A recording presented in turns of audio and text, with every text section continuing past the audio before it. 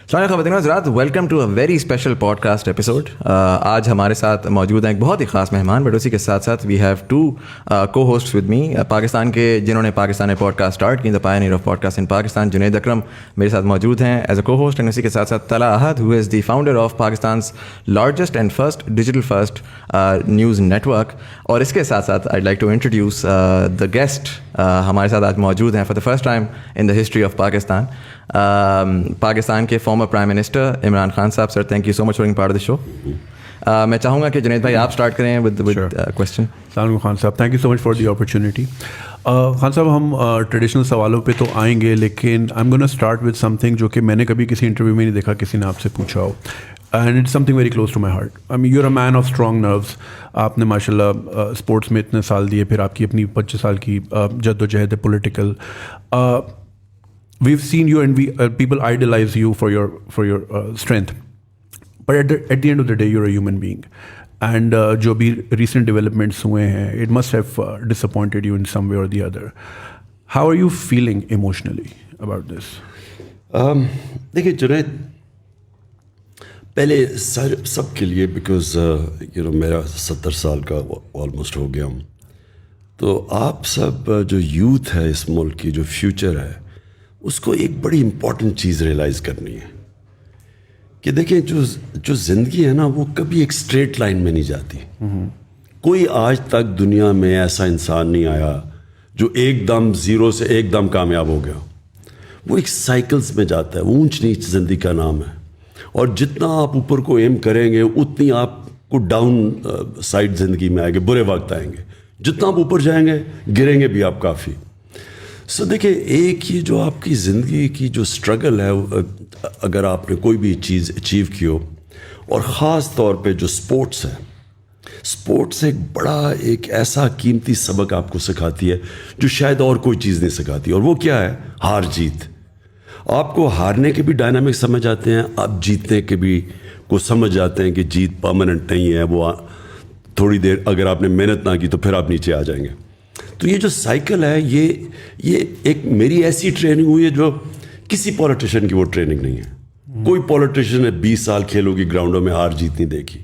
सो किसी ने पॉलिटिक्स में, पाकिस्तान में सवाए कायदे आज़म के 22 साल अपनी ज़िंदगी के गुजारे ऑपोजिशन में नहीं है, किसी ने नहीं गुजारे, और मुश्किल वक्त में। सो देखें, ये मेरी बड़ी मिक्स्ड फीलिंग्स है इस पे, ये जो हुआ है। एक के इतनी बड़ी बाहर की साजिश हुई, और वो साजिश को कामयाब करने के लिए पाकिस्तान में जो मीर जाफ़र और मीर सादिक, उन्होंने पूरा साथ दिया उनका, और सब ने मिल के एक इलेक्टेड गवर्नमेंट को गिराया जो 22 करोड़ लोगों की इलेक्टेड जो रिप्रेजेंट करती थी। और वो गिराया बाहर की साजिश क्यों थी? हमारी क्या कसूर था कि हम एक इंडिपेंडेंट फॉरेन पॉलिसी चलाना चाहते थे। देखिए, इंडिपेंडेंट का मतलब एंटी अमेरिकन नहीं है। मैं कभी भी, बल्कि मैं तो एंटी इंडियन भी नहीं हूँ। मैं तो बीजेपी और आरएसएस की जो रेसिस्ट पॉलिसी और जो कश्मीर में उन्होंने किया है, उसके ख़िलाफ़ हूँ।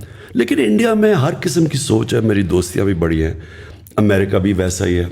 ट्रंप की एडमिनिस्ट्रेशन से मेरे बड़े अच्छे ताल्लुकात थे। बिल्कुल। लेकिन ये जो इन्होंने किया है, सिर्फ इन्होंने इसलिए किया कि मैं वो पॉलिसीज़ चाहता हूँ कि हमारी दोस्ती भी अमेरिका से रहे, लेकिन जो हमारे लोगों के मफादात है, हमारे जो इंटरेस्ट है, उनको कॉम्प्रोमाइज़ ना करूँ। मेरी नंबर 1 प्रायोरिटी 22 करोड़ पाकिस्तानी है। वो ये चाहते थे कि हम रूस की ट्रिप भी कैंसिल करें, रूस के साथ कोई हम ट्रेड भी ना करें, चाइना के साथ अपने कॉन्टैक्ट्स लिमिट करें अपनी रिलेशनशिप, और फिर यहाँ बेसिस भी वो मांग रहे हैं। वो चाहते हैं कि अफ़गानिस्तान को यहाँ से अगर उन्होंने जो भी इंटरनेशनल टेररिज्म को रोकना है तो पाकिस्तान को इस्तेमाल किया जाए। मेरे ख्याल में पाकिस्तान को कभी किसी और की जंग और कॉन्फ्लिक्ट में कभी हमें शामिल नहीं होना चाहिए। हमें अमन में होना चाहिए, जंग में नहीं होना चाहिए। तो ये उन्होंने अपने इंटरेस्ट समझे कि मेरे होते हुए वो पाकिस्तान को टिश्यू पेपर की तरह नहीं इस्तेमाल करेंगे। जिस तरह वॉर ऑन टेरर में उन्होंने हमें इस्तेमाल किया, 80,000 पाकिस्तानी हमारे मारे गए, ان کی جنگ لڑتے ہوئے پاکستان کو برا بھلا بھی کہا گیا. تو یہ تھی نمبر 1 چیز جس کی وجہ سے انہوں نے یہ ساری سازش کی.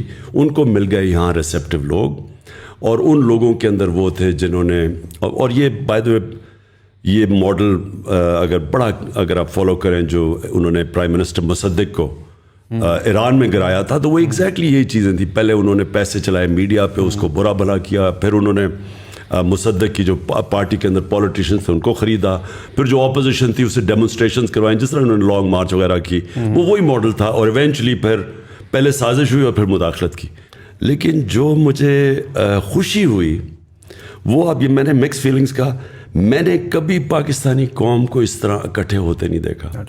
جو عموماً یہاں پرائم منسٹر جاتا ہے لوگ مٹھائیاں بانٹتے ہیں, یہ پہلی دفعہ میں نے دیکھا کہ قوم, میں خود بھی نہیں ایکسپیکٹ کر رہا تھا اس طرح نکلے گی جس طرح وہ سڑکوں پہ نکلی. جو جلسے 10 دنوں میں 3 بڑے شہروں کے اندر ریکارڈ جلسے ہوئے اور پبلک خود چل کے آئی. تو ایک طرح مجھے خوشی یہ ہے کہ میں اب دیکھ رہا ہوں کہ ہم ایک قوم بننے جا رہے ہیں. انفارچونیٹلی ابھی تک ہم قوم نہیں بنے, ہم بٹے ہوئے ہیں لوگوں میں, حصوں میں, فرقوں میں, صوبوں میں, لسانیت کے طور پہ کہ جی میں پٹھان ہوں, میں پنجابی ہوں, میں اردو اسپیکنگ وغیرہ. اس کے اندر میں پہلی دفعہ دیکھ رہا ہوں کہ اس ساری قوم کے اندر ایک غصہ آیا, اور ساری قوم نے یہ فیل کیا کہ ایک تو انہوں نے ہمارے ملک میں مداخلت کر کے ایک الیکٹڈ گورنمنٹ گرایا, لیکن سب سے زیادہ لوگوں کو غصہ ہے کہ اس کے کرپٹ ترین لوگ جو 30 سال سے اس ملک میں چوری کر رہے تھے, جن کے اوپر کیسز تھے, 60% لوگ ضمانت پہ ہیں کیبنٹ جن کو انہوں نے مسلط کیا, جو شریف خاندان ہے وہ یا ضمانت پہ ہے یا کنوکٹڈ ہے, ان کو اوپر مسلط کر دیا. تو یہ ڈبل غصہ ہے لوگوں کو کہ ایک تو ان کی باہر سے امریکہ نے جو مداخلت کی, دوسرا یہ چور مسلط کر دیا, اور تیسرا جو پولیٹیکل لوگوں نے اپنے آپ کو بیچا, یعنی 20-25 کروڑوں پہ بیچ کے جنہوں نے جا کے گورنمنٹ گرائی, ابھی تک کوئی عدالت نے ان کے کیس ایکشن نہیں لیا. دیکھیں نا, عدالت نے سو موٹو ایکشن بھی لے لیا, 12 بجے عدالتیں بھی کھول دی, لیکن جن لوگوں نے اپنے آپ کو بیچا ان کے اوپر کوئی ایکشن نہیں لیا جا رہا. تو اس کی وجہ سے میں جو دیکھ رہا ہوں مومنٹم, یہ انپریسیڈنٹڈ ہے پاکستان میں. تو مکس فیلنگز, ایک طرف مایوسی اور دوسری طرف خوشی کہ شاید اس کی وجہ سے ایک وہ پاکستان بن رہا ہے جو قائد اعظم کا پاکستان, جو علامہ اقبال نے سوچا تھا پاکستان کا. So you're seeing this as a blessing in disguise, whatever happened? میں سوچ رہا ہوں کہ یہ جو اب اگلا پاکستان کا فیز آ رہا ہے, اور بائی دا وے اس کے اندر یہ جو چینج آیا ہے, اس کے اندر سوشل میڈیا کا بہت بڑا ہاتھ ہے, کیونکہ انہوں نے میڈیا کو تو کنٹرول کر لیا. آپ نے دیکھا ہمارے زبان میں کہتے ہیں جی میڈیا کے اوپر پابندیاں, اس باری کلیم ڈاؤن کیا میڈیا میں, سوائے 1-2 چینلز کے, اور ان کو ہم سلام کرتے ہیں. انہوں نے میڈیا کے اوپر پورا کنٹرول کیا, لیکن اس کے باوجود سوشل میڈیا کی وجہ سے اتنا شعور ہے, قوم اتنی بیدار ہو چکی ہے کہ آپ نے دیکھا کہ یہ مومنٹم بلڈ. اور جب انشاءاللہ میں یہ اسلام آباد حقیقی آزادی مارچ کی ڈیٹ دوں گا, میری ایک کنٹینشن ہے, میری ایکسپیرئنس ہے 26 سال کا پالیٹکس میں, کہ یہ سب سے زیادہ پاکستان کی تاریخ میں پبلک نکلے گی. So just adding to what Junaid Saab said, how do you feel about JKT and Aleem Khan? شروع میں آپ کے ساتھ بہت کلوزلی انہوں نے سپورٹ کیا ایٹ دیٹ ٹائم جب بالکل پی ٹی آئی ڈیولپ ہو رہی تھی, الیکشنز میں بہت زیادہ آپ کو آنے میں کیا, اور سڈنلی اس موقع کے اوپر they have change the sides, اور ابھی ملاقاتیں بھی ہوئیں. سو وہ ویژولس دیکھ کے وٹ واز یور فیلنگ؟ دیکھیں, دونوں کی کنٹریبیوشن بڑی تھی. دونوں آج سے 11 سال پہلے پارٹی کے اندر آئے تھے.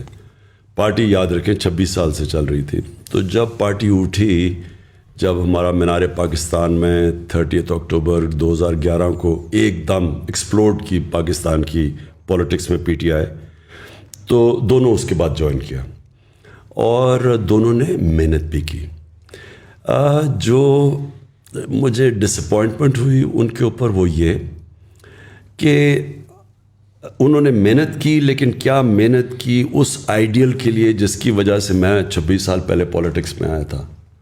میری پاکستان میں ایک وہ آدمی جس کو اللہ سب کچھ دے چکا تھا, میں تو پالیٹکس میں ایک آئیڈیلزم لے کے آیا تھا کہ ہم نے ایک نیا پاکستان بنانا ہے جو ایک فلاحی ریاست بنے گی جدھر رول آف لا ہوگا, قانون کے سامنے سب ایک برابر ہوں گے.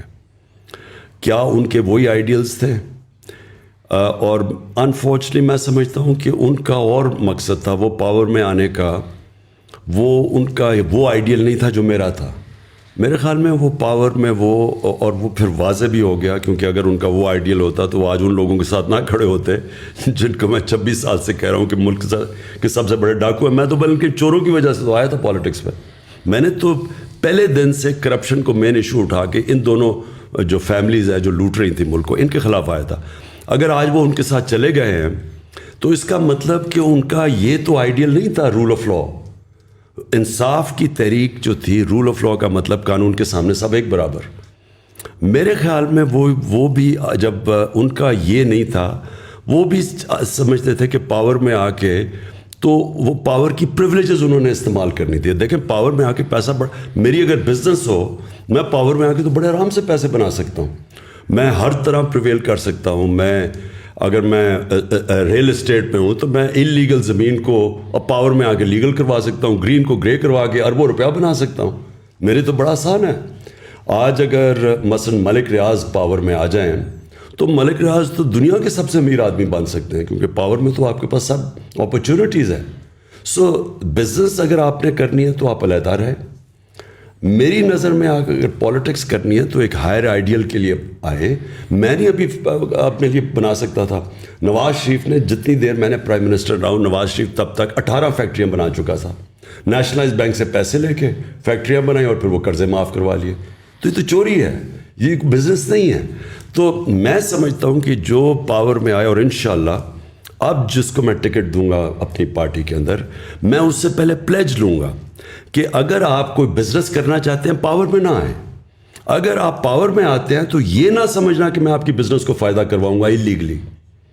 تو انفارچونیٹلی جہانگیر کا پھنس گیا ایشو وہ چینی کی, جب قیمتیں اوپر گئیں تو جب شوگر مافیا کے اوپر پہلی دفعہ انکوائری بٹھائی تو ادھر ڈفرینسز آ گئے. علیم خان کا یہ ہے کہ انہوں نے 300 ایکڑ زمین لے لی راوی کے اندر, وہ لیگل کروانا چاہتے تھے اور راوی کے بیڈ کے اوپر ایلیگل ہے زمین. پلس ان کے کیسز نیب میں بھی تھے, ان کے کیسز یہ پینڈوراز پیپر میں بھی ان کا نام آ گیا. تو وہ میرے خیال میں وہ میرے سے ایکسپیکٹ کرتے تھے کہ جب میں, کیونکہ ہم پاور میں ہیں تو ہم وہی چیزیں کریں جو نواز شریف اور یہ زرداری کرتے آئے ہیں کہ پاور میں آ کے سارے غلط کام جائز کروا دیں. تو ڈفرینسز ادھر سے ہوئے ہیں اور اب وہ جدھر چلے گئے ہیں کلیئرلی یہ ہے کہ ان کے لیے کرپشن کوئی ایشو نہیں ہے. تھوڑا سا میں اس کا اگر زوم ان کروں, ظاہر آپ نے ایک بڑے لیول پہ تو آپ نے کہا کہ دیر از اے فارن کنسپریسی, اور ایک یہ کہ باہر کی سازش ہے جس کے اندر جو ہے وہ دوسرے ملک ملوث ہیں. اگر میں لیکن تھوڑا زوم ان کروں پالیٹیشینس کو, چلے آئی انڈرسٹینڈ آپ کی پالیٹکس بھی یہ رہی ہے کہ politicians have been corrupt in Pakistan and it's easily believable as well. But then we saw کہ انسٹیٹیوشنز میں بہت ساری چیزیں ہوئی. ہم نے دیکھا رات کو عدالت بھی کھلی, ہم نے اور بہت ساری چیزیں دیکھی. ہم ٹویٹر پہ جاتے ہیں تو people are very aggressive towards institutions these days. آپ کا اس کے بارے میں اگر میں تھوڑا سا آپ سے پوچھوں کہ زوم ان کر کے how do you feel about the judiciary and the establishment جو کنونشنل اسٹیٹس کو کنسیڈر ہوتی ہے؟ دیکھیں میں بڑا کانشیس ایک چیز کا ہوں کہ یہ ملک نے جب, اور میرے میں کوئی شک نہیں کہ یہ ملک نے بڑا عظیم ملک بننا ہے. میں آپ یہ کہیں گے کہ 3.5 سال میں نے رہ کے کیا ایکسپیرینس کیا, میں نے ریئلائز کیا کہ پاکستان کا جو پوٹینشیل ہے اس کو چھوٹا سا بھی 5% بھی ہم نہیں پہنچ رہے اس کے اوپر, کہ اس میں پوٹینشیل بہت ہے. اللہ نے بڑی, جدھر دیکھیں تو پوٹینشیل ہے اوپر آنے کا, ہر فیلڈ کے اندر پاکستان اوپر آ سکتا ہے. ہمارا پرابلم کیا ہے؟ رول آف لا نہیں ہے. ہمارا پرابلم یہ ہے کہ جو طاقتور ہے وہ اپنے آپ کو قانون کے نیچے نہیں لے کے آتا. سو جو اسٹرگل ہے اس وقت پاکستان کی وہ ہے انصاف کی. دیکھیں کوئی بھی دنیا میں آپ کوئی ملک لے لیں جدھر رول آف لا نہیں ہے وہاں غربت ہے. کوئی ملک لے لیں, ڈیولپنگ ورلڈ کا مسئلہ ہی رول آف لا نہ ہونے کا ہے. ہر ڈیولپنگ ورلڈ کے اندر ان کی جو رولنگ ایلیٹ ہے وہ پیسے چوری کر کے باہر, منی لانڈر کر کے باہر چلی جاتی ہے. جو فیکٹ آئی پینل کی رپورٹ ہے, سیکرٹری جنرل UN کے نیچے جو پینل بیٹھی تھی, $1.7 ٹریلین ہر سال, 1700 ارب روپیہ ہر سال غریب ملکوں سے چوری ہو کے, منی لانڈر ہو کے ویسٹرن کیپٹلز میں مے فیئر ٹائپ فلیٹس کے اندر آف شور اکاؤنٹس میں چلے جاتے ہیں. غریب ملک غریب ہوتے جا رہے ہیں, امیر امیر ہوتے جا رہے ہیں, کیونکہ وہ یہ پیسہ ادھر جب جاتا ہے ان کو تو نوکریاں وہاں ملتی ہیں, فائدہ ہوتا ہے. ہمارے ملک جدھر سے چوری ہو رہا ہے پیسہ وہ غریب ہو جاتا ہے. تو پرابلم کیا ہے, ہمارے پاس وہ انصاف کا نظام نہیں ہے جو طاقتور ڈاکو کو پکڑ سکے, وہ صرف کمزوروں کو پکڑتا ہے. اور اس لیے ہمارے نبی صلی اللہ علیہ وسلم نے اس لیے انہوں نے یہ کہا تھا کہ جب ایک پریویلیج عورت تھی, قریش کی عورت, انہوں نے کہا جی اس کو سزا نہ دیں, تو انہوں نے تب کہا تھا, کیونکہ یہ تو جب قریش کی عورت ہے, اس نے جب چوری کی تھی, انہوں نے کہا کہ قوم تب تباہ ہوتی ہے جب چھوٹے چور کو آپ جیل میں ڈالیں اور طاقتور کو آپ NRO دے دیں, یعنی آپ چھوڑ دیں. یہ انہوں نے تب کہا تھا. آج ساری ڈیولپنگ ورلڈ کے اندر ایشو یہ ایک ہے کہ وہ طاقتور وائٹ کالر کرمنل کو نہیں پکڑ سکتے. ان کا جو سٹرکچر سارا بن گیا ہے, وہ یا پیسے ہوتے ہیں, پاورفل ہوتے ہیں, بچ جاتے ہیں. ابھی ساؤتھ افریقہ میں انہوں نے ایکس پریزیڈنٹ کو پکڑنے کی کوشش کی, وہاں جناب اس نے لوگ سڑکوں پر لگائے, کوئی 1200 لوگ مر گئے, وہ باہر پھر رہا ہے. تو جرت ان میں مورل اتھارٹی نہیں ہوتی طاقتور کو پکڑنے کی. تو ہمارا ایشو کیا ہے, میں یہ چاہتا ہوں کہ ہمارے جو ادارے ہیں وہ جب تک ان کے اندر یہ چیز نہیں آئے گی, مشنز ان کی جب تک ان کے اندر یہ جہاد کا جذبہ نہیں آئے گا کہ طاقتور کو جیل میں ڈالیں, ان کو جب پکڑیں. یہ ایشو یہ ہے پاکستان کا. ہمارے جو بڑے انسٹیٹیوشن جو کر سکتے ہیں, میں نے 3.5 سال میں کیا دیکھا. اب ہم کیا کہ عدلیہ آزاد ہے, ہم تو کچھ نہیں کر سکتے تھے. نیب آزاد ہے, نیب ہمارے کنٹرول میں نہیں تھی. تو ہم کیا کرتے تھے, اب یہ شہباز شریف کا اوپن اینڈ شٹ کے ساتھ 16 ارب روپیہ پکڑا گیا ہے اس کے نوکروں کے نام پہ, جو FIA نے پکڑا. ہم وہ اس کو کنوکٹ ہی نہ کروا سکیں. یہ سال پہلے انگلینڈ میں ہوتا, ابھی تک 1.5 سال پہلے یہ جیل میں ہونا تھا. وہ کبھی اس کی کمر میں درد ہے, کبھی وہ بینچ ٹوٹ جاتا تھا, کبھی کچھ. ہمارا جو انصاف کا نظام تھا وہ پکڑتا ہی نہیں تھا اس کو. یہ ساروں کے جو کیس ہیں, ایک میں مزامل کمپلیٹ کر لوں. 95% جو کیسز ہیں نیب کے اندر وہ ہمارے زمانے کے پہلے سے ہیں. اس 3.5 سال میں وہ کنوکٹ نہیں ہو سکے. سو یہ آپ کو کیا چیز سامنے آتی ہے؟ سامنے ہی آتی ہے کہ ہمارے اداروں میں کیپبلٹی نہیں ہے اور ول نہیں ہے پکڑنے کی. اور انفارچونیٹلی ہمارے اداروں کے اندر وہ لوگ بیٹھے ہوئے ہیں جو اس کرپٹ سسٹم سے فائدہ اٹھاتے ہیں. سو ہمیں جو کوشش کرنی چاہیے, دیکھیں کوشش جو کرنی چاہیے کہ ان اداروں کے اندر پبلک کا پریشر آئے. دیکھیں عوام کا, میں صرف ایک پریشر ہے, آج عوام کا پریشر پڑا ہوا ہے. عوام کا پریشر آنا چاہیے ان اداروں کے اوپر کہ آپ نے یہ جو کرمنلز ہمارے اوپر بٹھا دیے ہیں, یہ آپ کی ذمہ داری ہے, اب ان کو پکڑیں. ہم نے شہری تو نہیں پکڑ سکتے نا ان کو. اور سب کو پتہ ہے یہ 30 سال سے چوری کر رہے ہیں پیسہ. میں 26 سال کے ان کے خلاف جہاد کر رہا ہوں, لیکن میں تو نہیں پکڑ سکتا نا. پکڑنا تو عدلیہ نے ہے, نیب نے پکڑنا ہے. ہم نے تو اپنا کام کر دیا تھا FIA میں. اب ان کو ساروں کو NRO 2 مل گیا. پہلے مشرف نے NRO 1 دیا, اب یہ NRO 2 مل گیا ان سب کو. ڈو یو تھنک کہ دیکھیں یہ تو چلیں آئی انڈرسٹینڈ, آپ نے کہا کہ ایک مورل وہ ہوتی ہے, اپنے اندر ایک سوچ ہوتی ہے جس کے تھرو یہ کریں گے. کیا ہم سوچ کے اوپر ریلائی کریں گے؟ Do you think there is a systematic change جو کہ پوٹینشلی آپ لے کر آ سکتے ہیں, جس میں جوڈیشل ریفارمس کی بات ہے یا اگین اسٹرکچرل چینج کی بات ہے, جس کے تحت مطلب کیا آپ ایسا کر سکتے ہیں؟ میں کہتا ہوں فار ایگزامپل پبلک سپورٹ بھی آ جاتی ہے. پبلک سپورٹ اسی طریقے سے آئے گی کہ مے بی ایک ارلی الیکشن کی کال ہو جاتی ہے, اس میں آپ پاور میں بھی آ جاتے ہیں.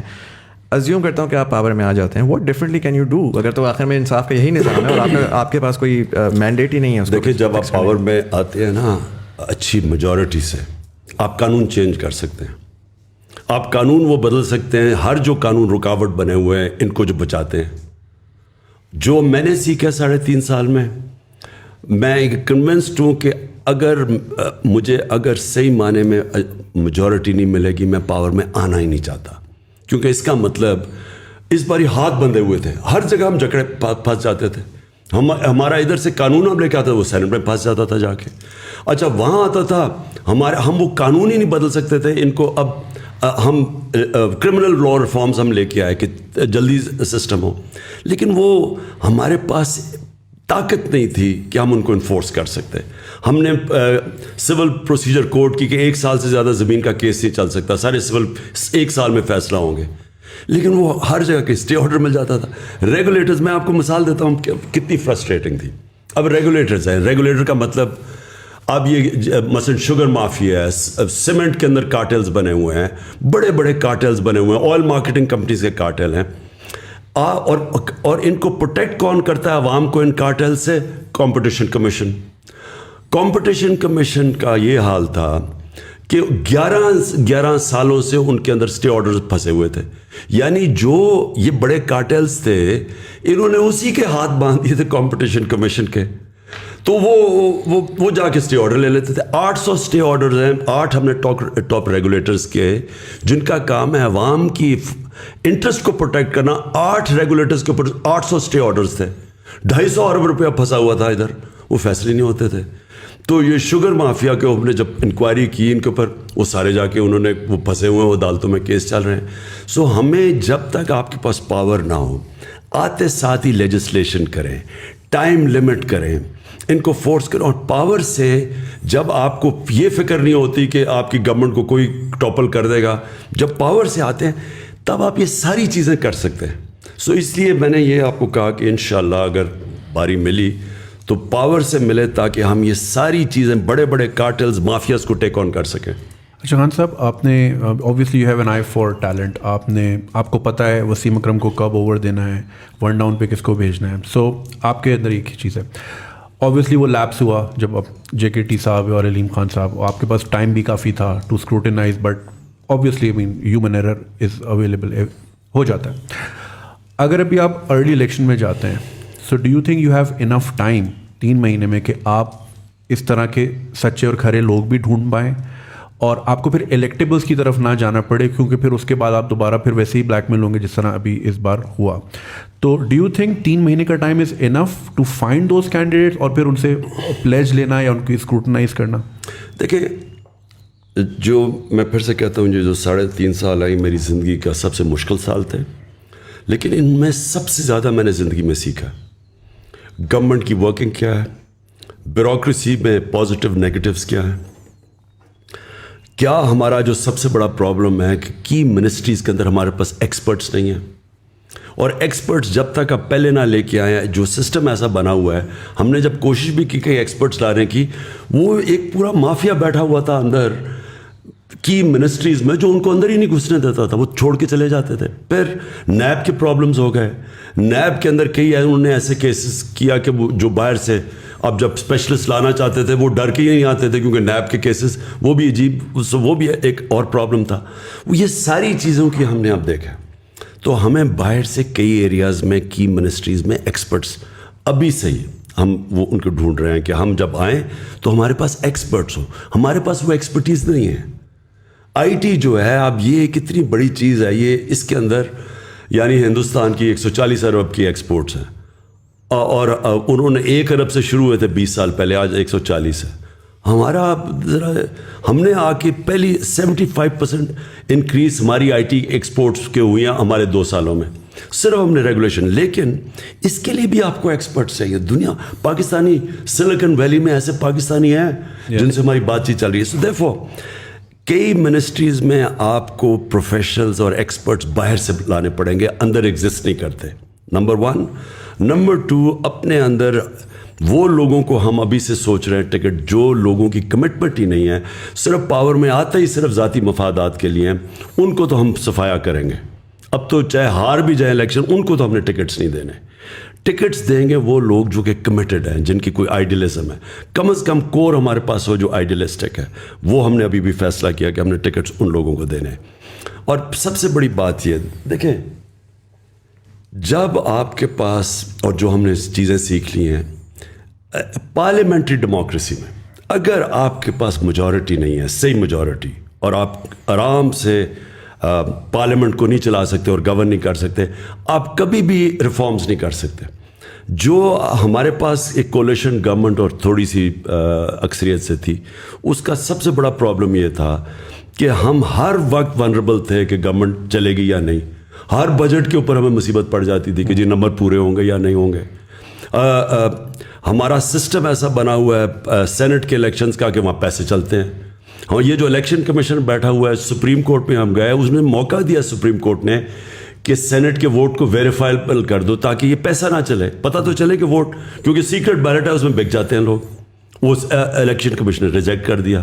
یوسف رضا گیلانی کا بیٹا پیسے دیتے ہوئے پکڑا گیا, اس نے اس کو چھوڑ دیا.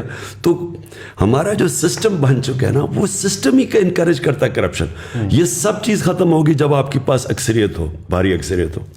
خان صاحب, دوسرا آپ کو کیا لگتا ہے کہ اسٹیبلشمنٹ کے ساتھ واٹ وینٹ رانگ؟ مطلب پورا بیانیہ جو پچھلے 3-4 سال میں ہم لوگ سن رہے تھے کہ پہلی دفعہ فوج اور حکومت ایک پیج کے اوپر ہے, اور پچھلے 3-4 مہینے تک بھی یہی والی چیز تھی. سو اچانک آپ کے خیال سے کوئی ایسا ایونٹ ہوا ہے جس کی وجہ سے چیزیں فلپ ہوئی ہیں؟ آپ کو پرسنلی کیا لگتا ہے؟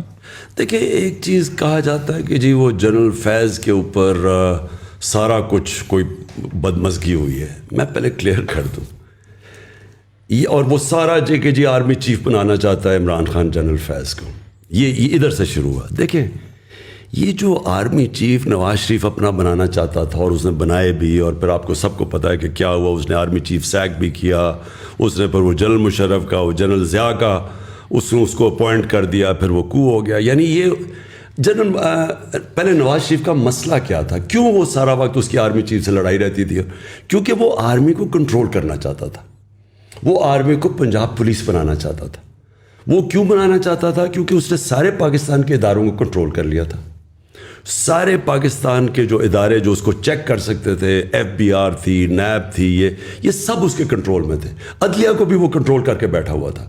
جب ایک چیف جسٹس اس کے کنٹرول میں نہیں تھا تو ڈنڈوں سے اس نے سپریم کورٹ کے اوپر حملہ کیا تھا, جسٹس سجاد علی شاہ کے, اور پھر پیسے دیتا تھا ججز کو.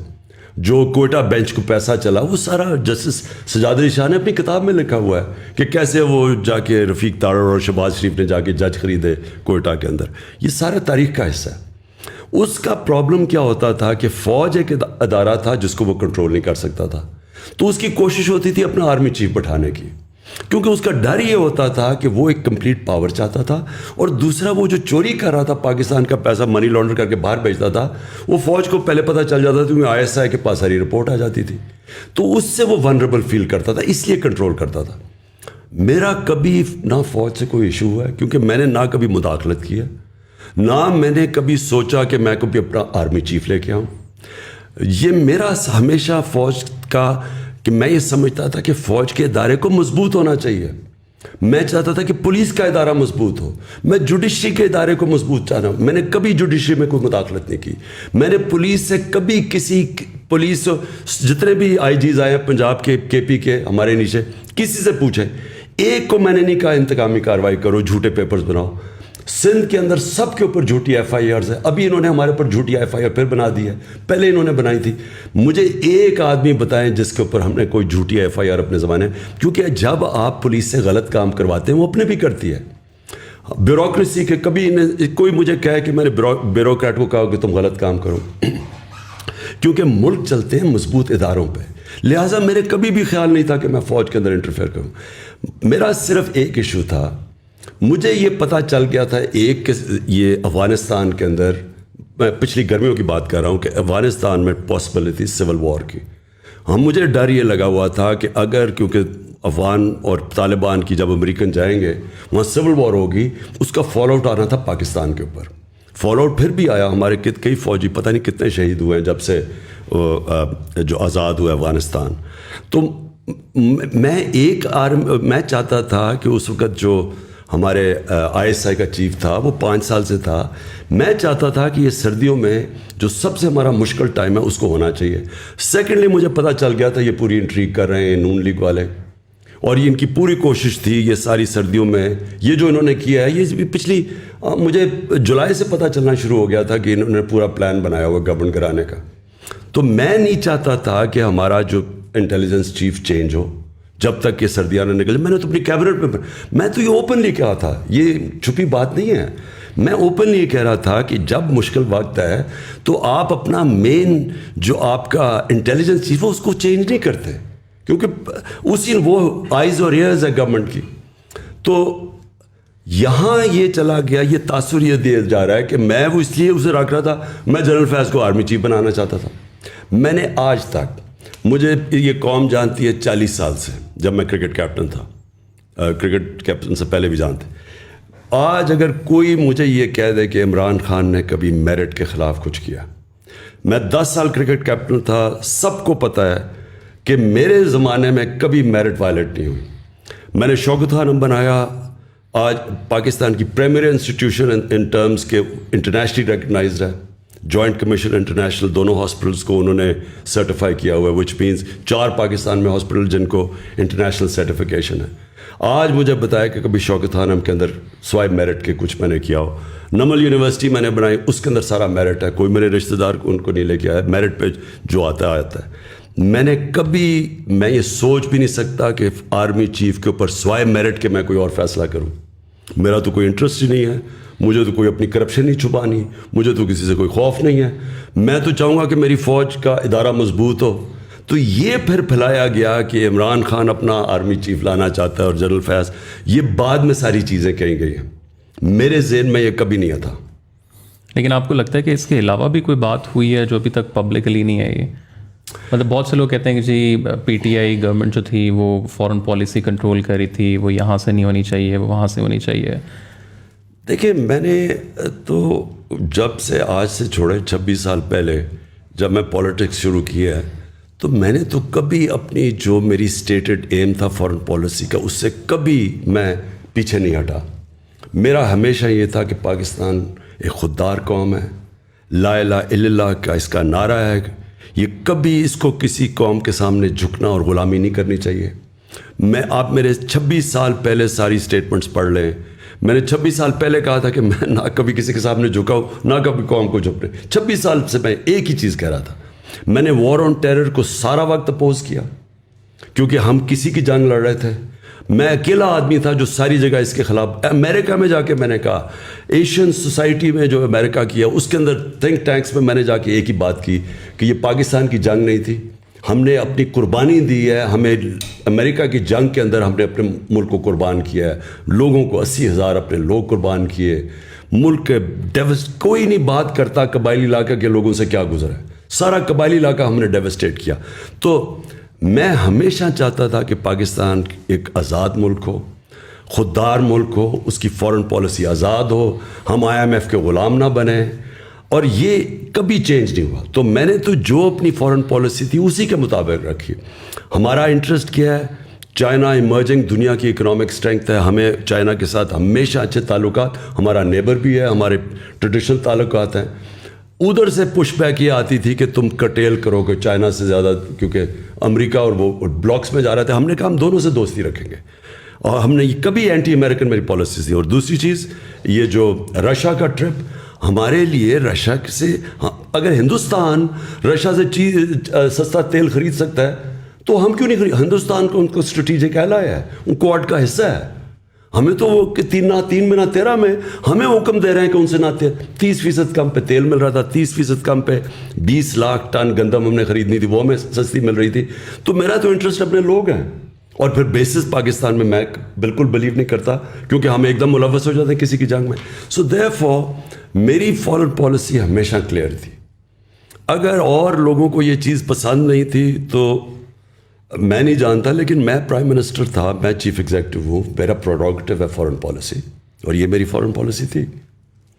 تھوڑا سا کانورزیشن کو میں سوئچ کروں گا. آپ نے پہلے اس میں ظاہر ذکر کیا ایک overall things that you are seeing, اس میں یہ بات آتی ہے کہ نظام کرپٹ ہے. It's not just these individuals but, اور پہلے بھی میں آپ کا سنتا رہا ہوں تو سوسائٹی ہماری انفارچونیٹلی مورلی بھی کرپٹ ہو چکی ہے, اور بہت سارے اس میں مسائل ہیں. تو نظام بار بار نظر آتا ہے. اگر میں آپ سے پوچھوں اگین, اگر میں اس پرٹیکولر انسیڈنٹ کو اٹھاؤں تو ہم دیکھتے ہیں کہ پارلیمنٹری سسٹم جو ہے وہ بڑے آرام سے کنٹرول ہو سکتا ہے. سسٹم ہی ایسا ہے جس کے اندر اس میں ایک تو 2 مسئلے مجھے نظر آتے ہیں. پہلا تو یہ ہے کہ اگر میں آپ کی پارٹی کی بات کروں تو at this point in time, if I were to look at it, I think 95% of the people are voting for you, they not voting for the individual standing in the constituency. And so وہ آپ کے نام پہ vote کر کے آتے ہیں, اور پھر آخر میں آ کے وہ they go towards some other party and essentially so do you think کہ ابھی جو آپ کو ایک پبلک سپورٹ اور پبلک سینٹیمنٹ ملی ہوئی ہے, اس میں آپ صرف الیکشنز کے لیے ہی کریں گے, یا آپ کو لگتا ہے کہ شاید پاکستان کو ایک ڈفرینٹ نظام کی ضرورت ہے؟ پریزیڈینشیل سسٹم کی ملٹیپل ٹائمز بات ہوئی. اگر میں زیادہ اس کو میکرو پہ لے جاؤں تو ہم نے تو ہمیشہ ایک ویسٹرن سسٹم دیکھا نا, برٹش کے بعد ہم پاکستان میں جو ان کا بنایا ہوا سسٹم تھا اسی کو ہم آگے لے کر جا رہے ہیں. بٹ دنیا میں بہت سارے اور نظام ایگزسٹ کر رہے ہیں. چائنا کا اپنا اسٹائل ہے, ٹرکی کا اپنا اسٹائل ہے. ڈو یو تھنک کہ ہمارے پاکستان کو بھی ایک ری امیجنیشن کی ضرورت ہے, مے بی ایک نئے کانسٹیٹیوشن کی ضرورت ہے, مے بی ایک نئے اسٹرکچر کی ضرورت ہے. پہلے تو ایک چیز یاد رکھ لیں, کوئی بھی دنیا کا نظام لے آئیں, اس کے اوپر شریف اور زرداری بٹھا دے, وہ سارے نظام کرپٹ ہو جائیں گے. آج آپ انگلینڈ کے اندر وہ نواز شریف جو اس کو کسی طرح پرائم منسٹر بنا دیں انگلینڈ کا, میں آپ کو گارنٹی کرتا ہوں کہ 10 سال میں وہ مقروض ہو جائے گا ملک, اور وہ پاکستان سے کہے گا کہ ہمیں قرضے دو. دیکھیں, سب سے پہلے تو جو پارلیمنٹری ڈیموکریسی کے اندر آپ کو ایک چیز سمجھنی ہے, جو برطانیہ کی, جو میں بڑی کلوزلی دیکھا ہوا اور اسٹڈی کیا, اس کا جو بیسز ہوتا ہے نا, وہ بنیاد جو رکھی جاتی ہے وہ رکھی جاتی ہے امر بالمعروف پہ, کہ ان کی جو موریلٹی ہے ایک مورل سٹینڈرڈز کے اوپر پارلیمنٹری ڈیموکریسی کھڑی ہوتی ہے. دیکھیں, ڈیموکریسی ایک پارلیمنٹ کے پاس تو فوج نہیں ہے, لیکن ان کے پاس مورل اتھارٹی ہوتی ہے. جس وقت آپ کی ڈیموکریسی میں مورل اسٹرینگتھ چلی جاتی ہے, اس وقت ہمارے ملک میں ہمیشہ فوج آتی ہے اور لوگ مٹھائیاں بانٹتے ہیں, کیونکہ جب وہ کھو بیٹھتے ہیں نا اپنی اخلاقی جواز, کیونکہ ڈیموکریسی چلتی اخلاقیات کے اوپر ہے. کیوں یہ پہلی دفعہ ہوا ہے کہ ایک دفعہ ایک گورنمنٹ کو گرایا گیا اور لوگ سڑکوں پہ آ گئے؟ کیونکہ ہماری گورنمنٹ نے اخلاقی جواز نہیں کھویا تھا. عمران خان کوئی کرپشن نہیں کر رہا تھا, ہم کوئی یہاں سے پیسے چوری کر کے باہر نہیں لے کے جا رہے تھے. اس لیے لوگوں کو ایک غصہ آیا کہ باہر کی مداخلت, اور اندر سے میر جعفروں نے گرا دی, اس لیے پبلک نکلی. تو نمبر 1 ایک چیز پلیز یہ یاد رکھ لیں کہ ویسٹ منسٹر ڈیموکریسی اس لیے چلتی ہے کہ وہاں تصور ہارس ٹریڈنگ کا نہیں ہے. کوئی سوچ نہیں سکتا کہ وہ اپنی ووٹ بیچے گا. ان کی مورل سٹینڈرڈ اتنی آئے ہیں. وہاں ایک ایکسپینسز کا کیس چلا تھا برٹش پارلیمنٹ میں, 4-5 ہزار پاؤنڈ کے اوپر 8-8 10 لاکھ روپے کے ایکسٹرا ایکسپینسز پہ 3 سال کی پارلیمنٹرینز کو جیل دی.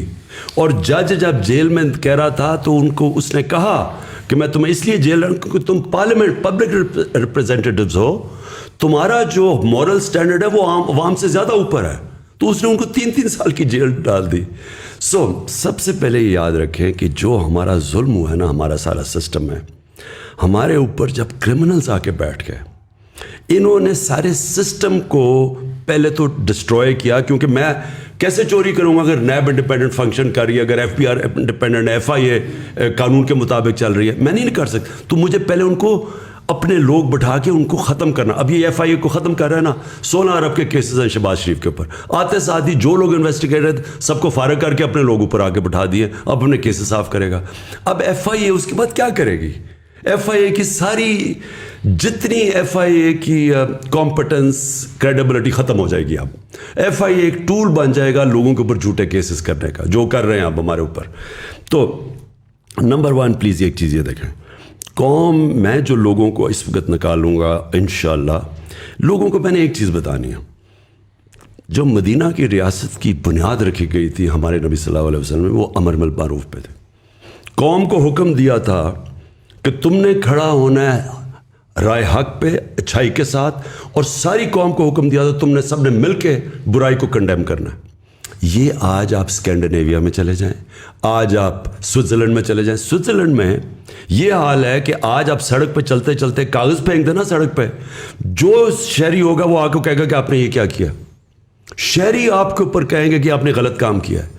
یہ امر بالمعروف تھا, یہ مدینہ کی ریاست اس پہ کھڑی ہوئی تھی. ہمارے ادارے کہتے ہیں کہ جناب ہم نیوٹرل ہیں. نیوٹرل کی اللہ نے اجازت ہی نہیں دی کسی کو. آپ یا حق کے ساتھ کھڑے ہیں یا باطل کے ساتھ کھڑے ہیں, آپ نیوٹرل نہیں ہو سکتے. تو یہ کہنا, آپ دیکھ رہے ہیں بڑے بڑے ڈاکو آ کے اوپر بیٹھ گئے ہیں اور کہ جی میں تو نیوٹرل ہوں. نیوٹرل انسان کو اللہ نے اجازت نہیں دی. آپ جب اگر آپ حق اور باطل کی جنگ میں آپ نیوٹرل ہو جائیں, اس کا مطلب آپ باطل کا ساتھ دے رہے ہیں. اس پہ اگر میں جو پرٹیکولرلی لاسٹ بات ہے آپ کی, کہ اگر آپ ادارے نیوٹرل ہیں, نظام کرپٹ ہے, اوپر آ کے یہ دوسری ایک گورنمنٹ ہے, آپ کہہ رہے ہیں کہ وہ آ کے اپنے بندے بیٹھا رہے ہیں, ECP کے چیئرمین آپ کہہ رہے ہیں کہ جی اینٹی PTI ہیں. یعنی ECP کا جو الیکشن کمیشن کا جو چیئرمین ہے, یہ اس سے زیادہ بائسڈ آدمی آیا ہی نہیں ہے پاکستان میں. اس سے سب سے بڑی بات میں آپ کو بتاؤں, جب عدالت کے اندر انہوں نے اس نے جا کے اسٹیٹمنٹ دی 7 مہینے سے پہلے میں الیکشن نہیں کروا سکتا, عدالت کو اس دن اس کو فارغ کر دینا چاہیے تھا. کانسٹیٹیوشن کے اندر لکھا ہوا ہے کہ 3 مہینے میں الیکشن کمیشن نے الیکشن کروانے کی تیاری رکھنی چاہیے. 90 ڈیز سے زیادہ اگر گورنمنٹ آج جاتی ہے تو 90 ڈیز میں آپ کو الیکشن کروانا ہے. یہ کس منہ سے کہہ رہا تھا مجھے 7 مہینے دو؟ اس کا مطلب کہ کمپٹنٹ, اس کو اس دن سیک کر دینا چاہیے تھا. اس نے اس لیے کیا کیونکہ اس نے یہ گورنمنٹ کا موقف جو تھا شہباز شریف وغیرہ کا کہ جناب ابھی الیکشن نہیں ہونے چاہیے, تو اس نے ان کا ساتھ دیا ہے.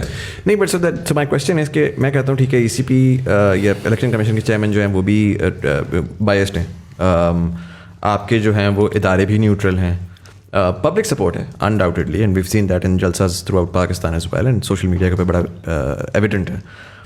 What makes you so sure کہ آنے والی الیکشن جو ہے وہ آپ you even have a fighting chance then, because lot of your supporters are just like یار فائدہ ہی نہیں ہے, یہ تو ٹائمز آیا ہے, یہ تو ٹھیک ہے ہم ساری اپنی نوائز نکال لیں گے, لیکن at the end of the day جب پورا نظام اگر کرپٹ ہے تو what's is it even worth fighting for? نظام میں انسان بیٹھے ہوئے ہیں, وہ سارے انسانوں کے گھروں میں بیوی بچے ہیں, وہ سارا اس وقت جو بیوی بچے ہیں وہ سارے کھڑے ہو گئے ہمارے ساتھ آ کے.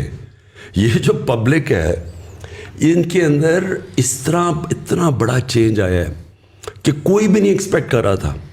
جو سازش کر رہے تھے وہ یہ ایکسپیکٹ ہی نہیں کر رہا تھا کہ اس طرح پبلک سڑکوں پہ کھڑی ہو جائے گی. انہوں نے تو سوچا تھا مٹھائی بانٹنے کی.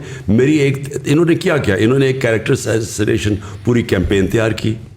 انہوں نے کرنا کیا تھا, انہوں نے کہنا تھا جیسے اس کو ہٹانا ہے, پہلے تو لوگوں نے کہنا ہے کہ اتنا ان پاپولر ہو گیا کیونکہ انہوں نے میڈیا پہ پوری کیمپین چلائی ہوئی تھی. مصدق کے اگینسٹ پہلے میڈیا پہ کیمپین چلی تھی, پیسے CIA نے پیسے خرچ کر کے کیمپین چلائی تھی. اور جب وہ کیمپین چل پڑی پھر جب اس کو ہٹانا تھا تو لوگوں نے خوش ہونا تھا اور پھر اس کی باقاعدہ کیریکٹر اسیسینیشن کرنی تھی جو انہوں نے تیار کی ہوئی ہے کیمپین. یہ ایکسپیکٹ ہی نہیں کر رہے تھے کہ پبلک اس طرح کھڑی ہو جائے گی. تو یہ خود شوق میں, اور یہ بھی نہیں ایکسپیکٹ کر رہے تھے کہ اداروں کے اندر لوگ سارے ہمارے ساتھ کھڑے ہو گئے ہیں. اس وقت اداروں کے اندر ان کے فیملیز سارے آج کھڑے ہیں. میں کیوں سمجھتا ہوں کہ اس وقت جو چینج آئے گا, یہ میں پہلی دفعہ اپنے 26 سال کی پالیٹکس میں بلکہ اپنی زندگی میں نے کبھی اتنا بڑا چینج جو اب آ رہا ہے میں نے کبھی ایسا نہیں دیکھا. ہاں صاحب, ابھی آپ مورل اسٹینڈنگ کی بات کر رہے تھے, مجھے تھوڑا چیزوں کو گراس روٹ پہ اس پرسپیکٹو سے دیکھنا مجھے ذرا پریفر کرتا ہوں. مورل اسٹینڈنگ آتی ہے اچھی تربیت سے, اس میں آپ کی ہر چیز انوالو ہو جاتی ہے. آپ کے گھر میں کیا تربیت دی جا رہی ہے, آپ کے اسکول میں, تعلیمی اداروں میں, آپ کے مدرسوں میں, جہاں سے بھی آپ تعلیم لے رہے ہیں. آپ اگر آج دیکھیں جین زی جو ہے, میں ان سے ذرا تعلق بہت کلوزلی کنیکٹیڈ رہتا ہوں ان کے ساتھ میں. آپ ٹی وی کے چینلز گھمائیں, پورے 70 چینل جتنے بھی ہیں, آپ کو بچوں کا ایک کانٹینٹ نہیں دکھتا. And I think we owe it to the children, کیونکہ ہم نے اپنی جیسی جیسی زندگی گزار لی. یہ آپ جو بھی جد و جہد کر رہے ہیں آپ آنے والی نسلوں کے لیے کر رہے ہیں, رائٹ؟ وہ کہتے ہیں نا, you never get to experience the shade of the tree that you plant. تو کسی بھی چینل پہ بچوں کا کوئی بھی پروگرام نہیں آتا, اور نہ ہی کوئی سائنس کا پروگرام آتا ہے. کسی زمانے میں نیشنل جیوگرافک اور ڈسکوری آتے تھے ہندی میں, لیکن چونکہ وہ ہندی میں آتے تھے تو وہ ہندو کنسیڈر کیے گئے, وہ بین ہو گئے. بچے مانگتے ہیں انسپریشن. ظاہر ہے بچوں نے, بہت سارے بچوں نے آپ کو دیکھا, انسپائر ہوئے, آج وہ ٹیم میں کھیل رہے ہیں, ماشاءاللہ اچھی پرفارمنس کر رہے ہیں. تو جب آپ کے پاس ہیروز بھی نہیں ہوں گے, آپ ان کو کوئی انسپریشنل کانٹینٹ بھی نہیں دکھائیں گے, آپ ان کو چاہے وہ ریلیجیس کانٹینٹ ہو یا سائنٹیفک کانٹینٹ ہو. میری فواد چودھری صاحب سے بھی اس معاملے میں ڈسکشن ہوئی تھی جب وہ منسٹری آف سائنس ہیڈ کرے, تو ان کو آئیڈیاز اچھے لگے, مگر وہ ظاہر بات ہے کہ ہماری جو بھی گورنمنٹ آتی ہے وہ اپنا سارا ٹائم لڑائی میں نکال دیتی ہے اور وہ کام ہو نہیں پاتا. وہ اپنے آپ کو بچانے میں پورا ٹائم نکل جاتا ہے. پہلا سال سمجھ آتا ہے, آخری سال الیکشن کی تیاری تھی, بیچ میں جو 3 سال ہوتا ہے اس میں بھی کووڈ آ گیا. تو اس طرح کی کوئی بھی چیز جو ہے آپ دیکھیں نہیں نظر آ رہی. اور یہ آئی تھنک ہمیں آج اس چیز کا اندازہ نہیں ہو رہا, لیکن ان دا کمنگ 10-20 ایئرس آپ اگر چائنا کی مثال دیکھیں, چائنا میں جو ہے ٹک ٹاک پہ باقاعدہ میتھ کے سوال آتے ہیں, بچوں کو کوئز کرواتے ہیں. انڈیا میں آپ دیکھ لیں بہت انسپائرنگ کانٹینٹ بنایا جاتا ہے, چاہے وہ یوٹیوب کا ہو, چاہے وہ ٹی وی کا ہو, ان کی even film industry soft power کے تھرو. تو یہ ایک بہت بڑا گیپ ہے, and I think we owe it to the children of this country. تو جو موریلٹی ہے نا اور ایتھکس, یہ ساری چیزیں میں نے جب مدینہ کی ریاست کی بات کرتا ہوں تو یہ ایک بڑا کیئرفلی ہمارے نبی صلی اللہ علیہ وسلم نے لوگوں میں کلٹیویٹ کیا تھا. میں نے رحمۃ للعالمین اتھارٹی بنائی. وہ کیوں بنائی؟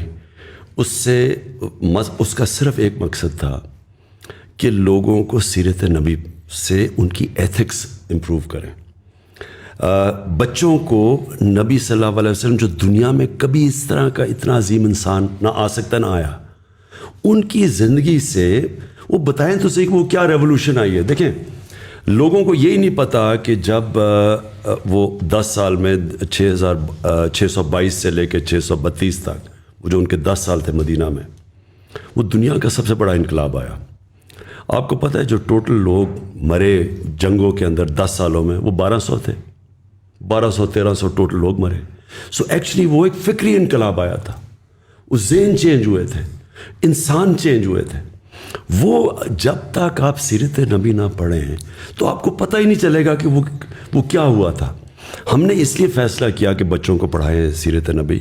اور میں نے پھر یہ بھی, کیونکہ اس وقت بہت بڑا اسالٹ ہے ویسٹرن کلچر, میں سب سے بہتر جانتا ہوں, میں نے اتنی زندگی 30 سال یعنی آف اینڈ آن وہاں گزارے. جب تک آپ نے جو بات کی میڈیا کے اوپر, کانٹینٹ ٹی وی پہ, فلموں میں, ہم اس کو اپنی کلچر اور اپنی دین کے ساتھ سنکرونائز نہیں کریں گے, ہم پھنسے رہیں گے بالی ووڈ اور ہالی ووڈ, جن کے کلچر ہمیں پوری طرح سمجھ نہیں ہے کہ ان کی وہ کانٹینٹ نے کتنا بڑا ان کے کلچروں میں فائدے کیا کروایا اور نقصان کیا کروایا.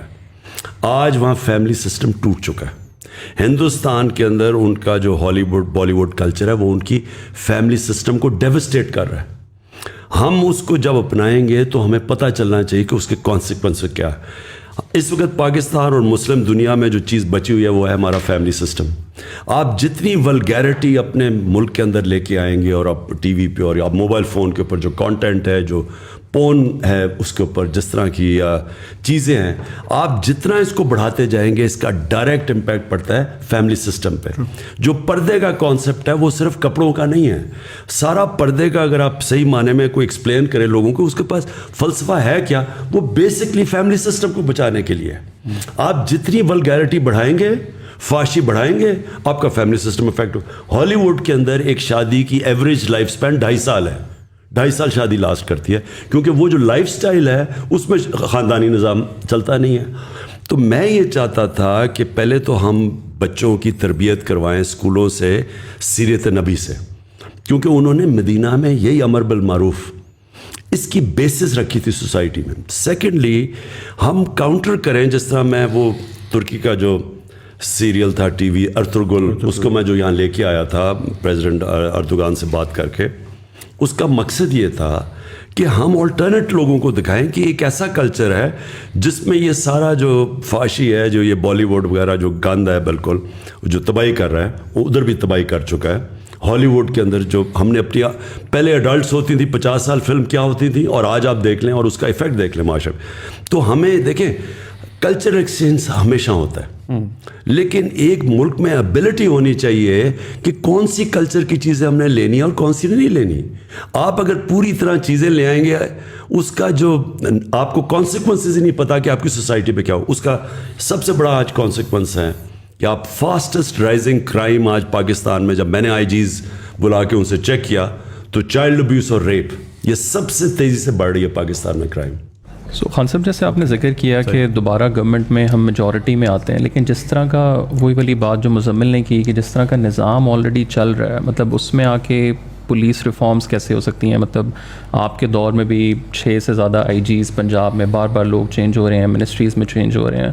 سو اس دفعہ ایسی کیا چیز ہے جو ڈفرینٹ ہوگی؟ اور اس سے بھی زیادہ اگر آپ جو اداروں والی سائڈ ہے وہ مطلب آپ کے خیال سے وہ ابھی بھی نیوٹرل ہی رہیں گے جب آپ آتے ہیں, یا وہ آپ کو سپورٹ کریں گے؟ اور ایک بہت بڑا جو نیریٹو پچھلے 60 سالوں سے پاکستان میں کہ جی ان کی سپورٹ کے بغیر تو آپ آ ہی کوئی نہیں سکتا. سو جتنی مرضی آپ کے پاس پبلک آ جاتی ہے, ڈو یو فیل لائک کہ یو ول کم بیک؟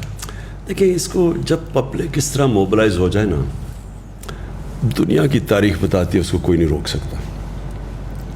میں نے تو ایک دفعہ اس طرح کی موبلائزیشن دیکھی تھی, اور اس میں کوئی شک نہیں کہ تب واقعی ایک فری اینڈ فیئر الیکشن ہوا تھا 1970 میں ذوالفقار علی بھٹو کا. لیکن میں نے تب جو پبلک دیکھی تھی نہ, یعنی وہ انپریسیڈنٹ سی چیزیں ہوئی ہیں کہ ان نون لوگوں کو اتنے ووٹس پڑے اور جب پیپلز پارٹی کا ویو آیا تھا ادھر اور مجیب الرحمان کا ویو آیا تھا ایسٹ پاکستان میں, تو اس سے کوئی نہیں روک سکتا جب اس طرح کا ویو آتا ہے. لیکن اس میں کوئی شک نہیں کہ فری اینڈ فیئر الیکشنز تھے. لیکن میری کنٹینشن یہ ہے کہ پاکستان بدل گیا, اس کو اب کوئی روک نہیں سکے گا. یہ جب پبلک کا ایک فیصلہ ہو جائے نا, جب پبلک ایک طرف, جس طرح میں دیکھ رہا ہوں کہ پبلک اب جو شعور آ گیا ہے, جو نکل گئی ہے, میں نہیں سمجھتا کہ, اور دیکھیں اداروں کے اندر پھر سے میں بتاتا ہوں انسان ہوتے ہیں, وہ نہیں روک سکتے, وہ روکنا چاہیں گے بھی نہیں. ان کے اندر سے, اداروں کے اندر سے پریشر ہوگا, کوئی نہیں روک سکتا اس کو. اچھا خان صاحب, اس میں مجھے یہ بتائیے گا کہ آپ نے تھوڑی دیر پہلے آپ نے ویسٹ منسٹر ڈیموکریسی کا بھی تذکرہ کیا, اور ہم دیکھتے ہیں کہ پچھلے 3 سال میں آپ ظاہر فائر فائٹنگ میں بہت زیادہ لگے ہوئے تھے. ایک سارٹ آف ہنگ پارلیمنٹ تھی اور اس میں ظاہر ہے کہ وہ چیز بڑی مشکل تھی. But one thing that has been missing, and اس کو میں تھوڑا سا کانٹیکسٹ اس میں بلڈ کروں گا. سوال میرے اس طرح دماغ میں آیا کہ پہلا تو یہ ہوا کہ اگر میں ٹویٹر دیکھوں تو آج کل بڑا ایک کویسچن مارک ہوا ہے. سب کہہ رہے ہیں کہ جی خان صاحب کی سیکیورٹی کو بڑا ہے, ایک تھریٹ ہے. اسپیس میں بھی آپ نے, لوگوں نے اس کے اوپر بہت زیادہ بولا اور آپ نے اس پہ جواب دیا کہ اللہ تعالیٰ کے اوپر ہے, which is fine. But the way that I see it, I feel like کہ right now it's literally Imran Khan اور نتھنگ, رائٹ. اینڈ جب آپ نے ایک اتنی بڑی پارٹی بنائی, 26 سال کی آپ کی جدوجہد ہے, آپ نے اس پارٹی کو اسٹرکچر اور کانسٹیٹیوشن پراپرلی دے کر اس کو انفورس کیوں نہیں کیا؟ اور اس کی وجہ 2 ہیں. پہلا یہ کہ بار بار سوال آتا ہے کہ آگے کس کو ٹکٹ دیا جائے گا, الیکٹیبل, نان الیکٹیبل, کون چلے گا, کون نہیں چلے گا. اور دوسرا ریزن یہ ہے کہ میں دیکھتا ہوں نوجوان طبقے کو, میں کہتا ہوں کہ یار میں ہوں, جنید بھائی ہیں, طلحہ ہیں, ہم خواب سوچتے ہیں, ہم کہتے ہیں یار ہم نے پاکستانی پالیٹکس میں پارٹیسپیٹ کرنا ہے. آج اگر کوئی نوجوان سوچتا ہے کہ اس نے پاکستانی پالیٹکس میں پارٹیسپیٹ کرنا ہے, اس کے پاس کوئی روڈ میپ نہیں ہے, کوئی سسٹم نہیں ہے جس کے تحت وہ سسٹم میں گھسے, آہستہ آہستہ وہ اپنا ایک اسٹیچر بلڈ کرے اور کوئی نظام ہو. ابھی تو یہ پاور ہے, پیسہ ہے, کون کتنا پیسہ لے آتا ہے, کون کتنا ووٹ بینک لے آتا ہے, پاور لے آتا ہے. تو ڈونٹ یو تھنک کہ جی وہ جو اسٹرکچر جو آپ پاکستان کو بدلنا چاہ رہے تھے, وہ شاید اپنی پارٹی سے اگر اسٹارٹ کرتے تو اس 3 سال کے بعد آج آپ بہت بہتر جگہ پر ہوتے in terms of mobilization, in terms of public تو آ گئی, بٹ جو پارٹی اٹ سیلف ہے وہ it seems like all over the place right now. دیکھیے مزامن, ایک چیز میں آپ کو بتاؤں کہ میں تو ایک آئیڈیلسٹ ہوں, اور پہلے دن سے میں نے سوچا تھا کہ ہماری پارٹی, ہم الیکشنز کروائیں گے اور ایک نئی لیڈرشپ لے کے آئیں گے, اور وہ لے آئے ہم. ہمیں مراد سعید, کون سوچ رہا تھا کہ وہاں اتنے بڑے خان تھے مالاکنڈ میں اور مراد سعید اوپر آ جائے گا. اور اسی طرح علی محمد ہوا, یا ایک شاہد ہے ہمارا, شاہد ادھر کرک سے, وہ کھڑا ہو گیا, شاہد خٹک, وہ ہمارا ایک انصاف اسٹوڈنٹ فیڈریشن سے ISF نکل کے وہ بن گیا ہے. یہ سارے نیچے سے آئے ہوئے ہیں. فروخ حبیب ہے ہمارا جو منسٹر یہ بنا ہے, یہ سارے اسٹوڈنٹ پالیٹکس سے آئے ہیں اوپر. یعنی یہ پہلی دفعہ ہم نے جو شروع کی. تو دیکھیں ہماری واحد پارٹی ہے جو کہ ایک فیملی پارٹی نہیں ہے. باقی نون لیگ, پیپلز پارٹی, ان کے سوائے ان کے خاندان کے کوئی اوپر ہی نہیں آ سکتا. یہاں باپ بن گیا پرائم منسٹر, بیٹا بن گیا چیف منسٹر.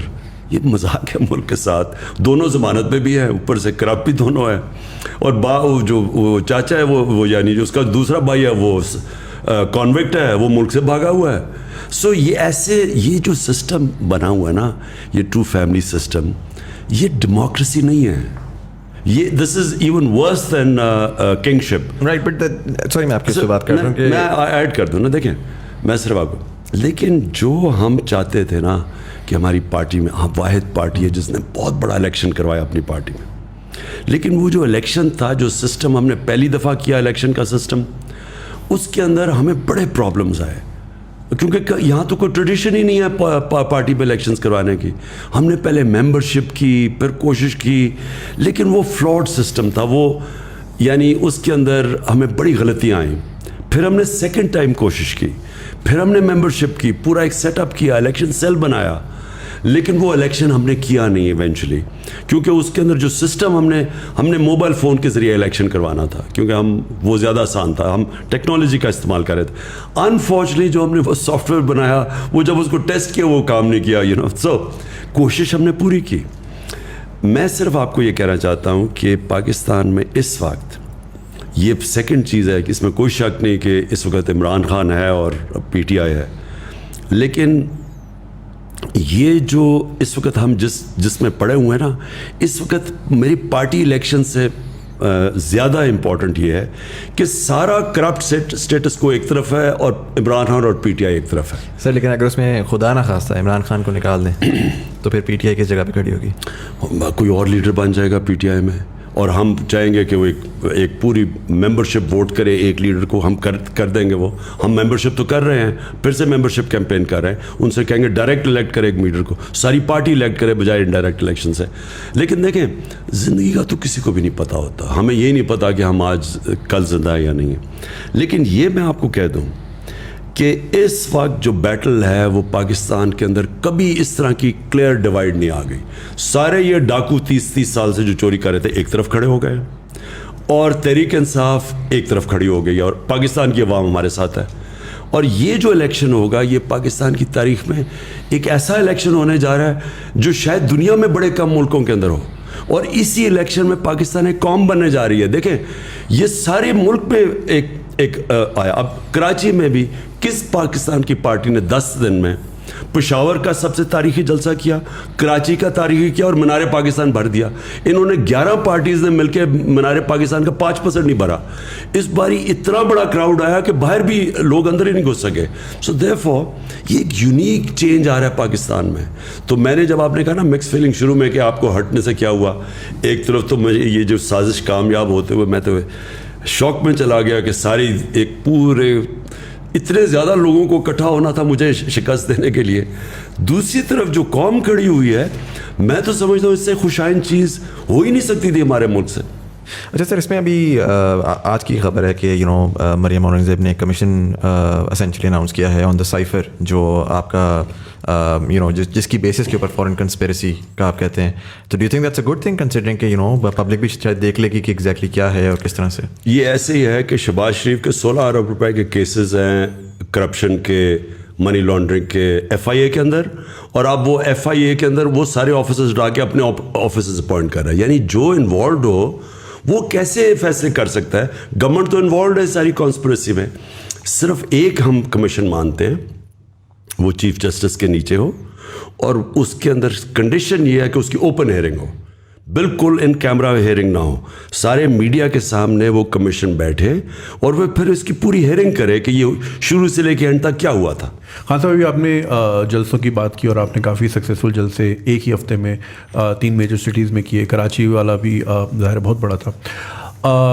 کراچی کی عوام جو ہے they very disappointed because وہ ایک اتنا بڑا شہر ہے, ہمارا فائنینشیل ہب ہے, اور وہ ایک بارش کی مار ہے اور پورا شہر کا نظام دھرم بھرم ہو جاتا ہے. اس کے باوجود کراچی نے ووٹ بھی آپ کو دیا, اور آپ کے فیس پہ ایسی جگہ ووٹ دیا کہ جہاں بنتا نہیں تھا, لیکن وہ ظاہر they were looking at a bigger picture. مگر اس کے باوجود بھی مسئلہ یہاں آتا ہے کہ even if you want to do something, وہ پھر 18ویں ترمیم آ جاتی ہے اور صوبائی گورنمنٹ آ جاتی ہے. تو اور میں بات کروں بہت بیسک چیزوں کی, بیسک انفراسٹرکچر کی, کوئی ٹرانسپورٹ کا نظام ہو, کوئی سڑکیں سیدھی ہو جائیں, کوئی اسٹریٹ لائٹ ہی لگ جائے. اسٹریٹ کرائم اتنا پریویلنٹ ہے, اور اتنا ایسا لگتا ہے کہ بہت لالس, وہ جو پرانی فلموں میں ویسٹرن موویز میں ہوتا تھا, کوئی بھی آیا گولی مار کے چلا جاتا ہے. مطلب یہ بہت کیجول ہو گیا ہے. تو کراچی کی عوام کیا ایکسپیکٹ کر سکتی ہے اگر آپ if you are in power again? دیکھیں, سب سے پہلے تو کراچی کا سب سے بڑا مسئلہ یہ ہے کہ پاکستان کی تاریخ کی جو سب سے کرپٹ گورنمنٹ ہے وہ ہے پیپلز پارٹی کی گورنمنٹ. ایک تو وہ گورنمنٹ پاور میں رہی ہے, اور 14 سال ہو گئے اس گورنمنٹ کو. اس 14 سال میں انہوں نے کراچی کو نقصان تو پہنچایا ایک طرف, لیکن دوسری طرف انہوں نے جو ادارے تباہ کیے, جو پولیس کے اندر غلط بھرتیاں کیں, پولیس میں یعنی سندھ کی پولیس کے اندر انہوں نے کرپٹ ترین لوگوں کو رکھا ہوا, کیونکہ خود کرپٹ ہے. اس سے کیا ہوا ہے؟ سب سے پہلے تو کراچی میں جو لالسنس ہے, اگر آج رینجرز آپ ہٹا دیں تو کراچی تو فری فار آل ہو جائے. جو بھی تھوڑا بہت قانون ہے وہ جو لا اینڈ آرڈر ہے وہ رینجرز کی وجہ سے. اس کا مطلب گورنمنٹ تو فیل ہو گئی. اس کا مطلب جو کام گورنمنٹ کا تھا یہ رینجرز کا تو کام لا اینڈ آرڈر نہیں ہے.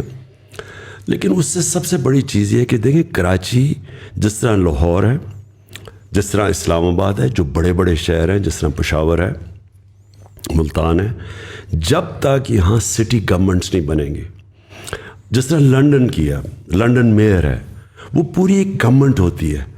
لنڈن کو چلانے کے لیے ایک سپریٹ گورنمنٹ ہوتی ہے, وہ ڈائریکٹلی الیکشن سے وہ آتی ہے.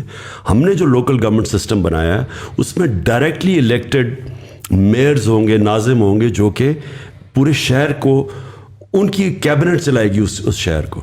وہ جب تک ہم وہ سسٹم نہیں لے آئیں گے, وہ اپنے پیسے خود اکٹھے کریں گے, ریونیو اکٹھا کرنا ان کا کام ہوگا. ان کے اندر ایکسپرٹس بیٹھے ہوں گے جو پانی کے بھی ایکسپرٹ ہوں گے, سوریج سسٹم کے بھی ہوں گے, پولیس ان کے نیچے ہوگی. جب تک ایک بڑے شہروں کو آپ جس طرح نیو یارک چلتا ہے, جس طرح لنڈن چلتا ہے, پیرس چلتا ہے, تہران چلتا ہے, آپ آج تہران چلے جائیں, سینکشنز کے باوجود جو آپ تہران کی فنکشننگ دیکھیں گے آپ حیران ہو جائیں گے کہ وہ لگے گا امیر ترین ملک لگتا ہے. وہ سارا صاف ستھرا شہر, ماڈرن سٹی, کیونکہ ان کی تہران کی اپنی گورنمنٹ ہے, وہ اپنے پیسے اکٹھے کرتی ہے. ہمارا کیا پرابلم ہے کہ ہم جو بجٹ ہے پروونس کا, اس سے ہم شہروں کو فنڈ کرنے کی کوشش کرتے ہیں. وہ یا تو وہ شہباز شریف کے زمانے میں کہ سارا 56% بجٹ پنجاب کا آپ لگا دیں لاہور کے اوپر اور وہ باقی سارا پیچھے رہ جاتا ہے. یا سندھ میں دیکھ لیں, وہ سارا جو مین بجٹ ہے وہ انٹیریئر سندھ میں, کیونکہ وہاں سے ووٹ لے کے آتے ہیں. کراچی کو پیسے نہیں ملتے, کراچی کھنڈر بن چکا ہے. تو اس کا صرف ایک نتیجہ ہے کہ ان شہروں کو ان کی اپنی الیکٹڈ, ایک ڈائریکٹلی الیکٹڈ ان کا میئر بنے, ناظم بنے, وہ پھر اپنی کیبنٹ بنائے اور وہ پھر اس کو چلانے کے لیے, اور اب چلائے بھی اور پیسے بھی اکٹھے کرے, وہی ذمہ دار ہو. آپ یقین نہیں کریں گے, میں جب بھی اسلام آباد یا لاہور آتا ہوں, میں اکثر لوگوں کو دیکھتا ہوں باہر سے ہاتھ ڈال کے گیٹ کنڈی کھول کے چلے جاتے ہیں. ہمیں گلی کے کونے سے پہلے فون کر دینا ہوتا ہے کہ گیٹ پہ آ جاؤ, کیونکہ وہ جو تھوڑی دیر آپ کی گاڑی کھڑی ہوتی ہے اور گیٹ کھلتا ہے اس میں ٹرانزیکشن ہو جاتی ہے. تو مطلب ہمارے لیے اتنا ایلین کانسیپٹ ہے کہ اے ٹی ایم کے اندر بندہ جاتا ہے نا, تو باہر والا اندر والے سے ڈر رہا ہوتا ہے, اندر والا باہر والے سے ڈر رہا ہوتا ہے. نہیں تو جب اوپر گورنمنٹ کرمنلز کی ہو, آپ دیکھیں نا ان کے سارے زرداری کے اوپر کرپشن کیسز, وہ ضمانت پہ ہے, چیف منسٹر ہے وہ, اس کے اوپر کرپشن کیسز ہیں, وہ جان کے. اب میں پھر سے یہ کہتا ہوں کہ ان 3.5 سال میں سارے کیسز تو پرانے بنے ہوئے تھے, ہم نے تو بنائے نہیں, ان کو پکڑائی کسی نے نہیں. جو سسٹم تھا وہ ایکسیپٹ کرتا ہے کرپشن آف دا پاورفل, طاقتور کی کرپشن. جو ہمارا انصاف کا جو بھی طاقتور جن کے ہاتھ میں تھا, وہ اس کو اتنا برا نہیں سمجھتے, وہ ایکسیپٹ کر جاتے ہیں. تو جب وہ اوپر بیٹھ جائیں تو آپ کیا سمجھیں گے کہ تھانہ دار ایماندار بن جائے گا. So just adding to that, پچھلے 3 سالوں میں بھی ہم نے کوئی دیکھا نہیں کہ کوئی کسی بندے کو پراپر سزا ہوئی. وہ شروع میں آپ نے وعدہ کیا تھا کہ ہم بلینز آف ڈالرز واپس لائیں گے. اب آئی تھنک شروع میں آپ نے ذکر کیا کہ ججز ایسے بیٹھے ہوئے ہیں, نیب میں ایسے لوگ ہیں, بٹ جب آپ کی گورنمنٹ تھی تو آپ اگر ان کو ریپلیس کر کے اپنے بندے لاتے ہیں. نیب ایک انڈیپینڈنٹ اینٹی ہے.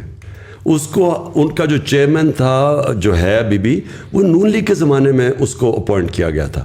ہم اس کو ریموو نہیں کر سکتے, ہم نیب کے اندر کوئی چینجز نہیں کر سکتے بائی لا. سو دیئرفور نیب ہمارے کنٹرول میں نہیں, اور عدلیہ آزاد ہے.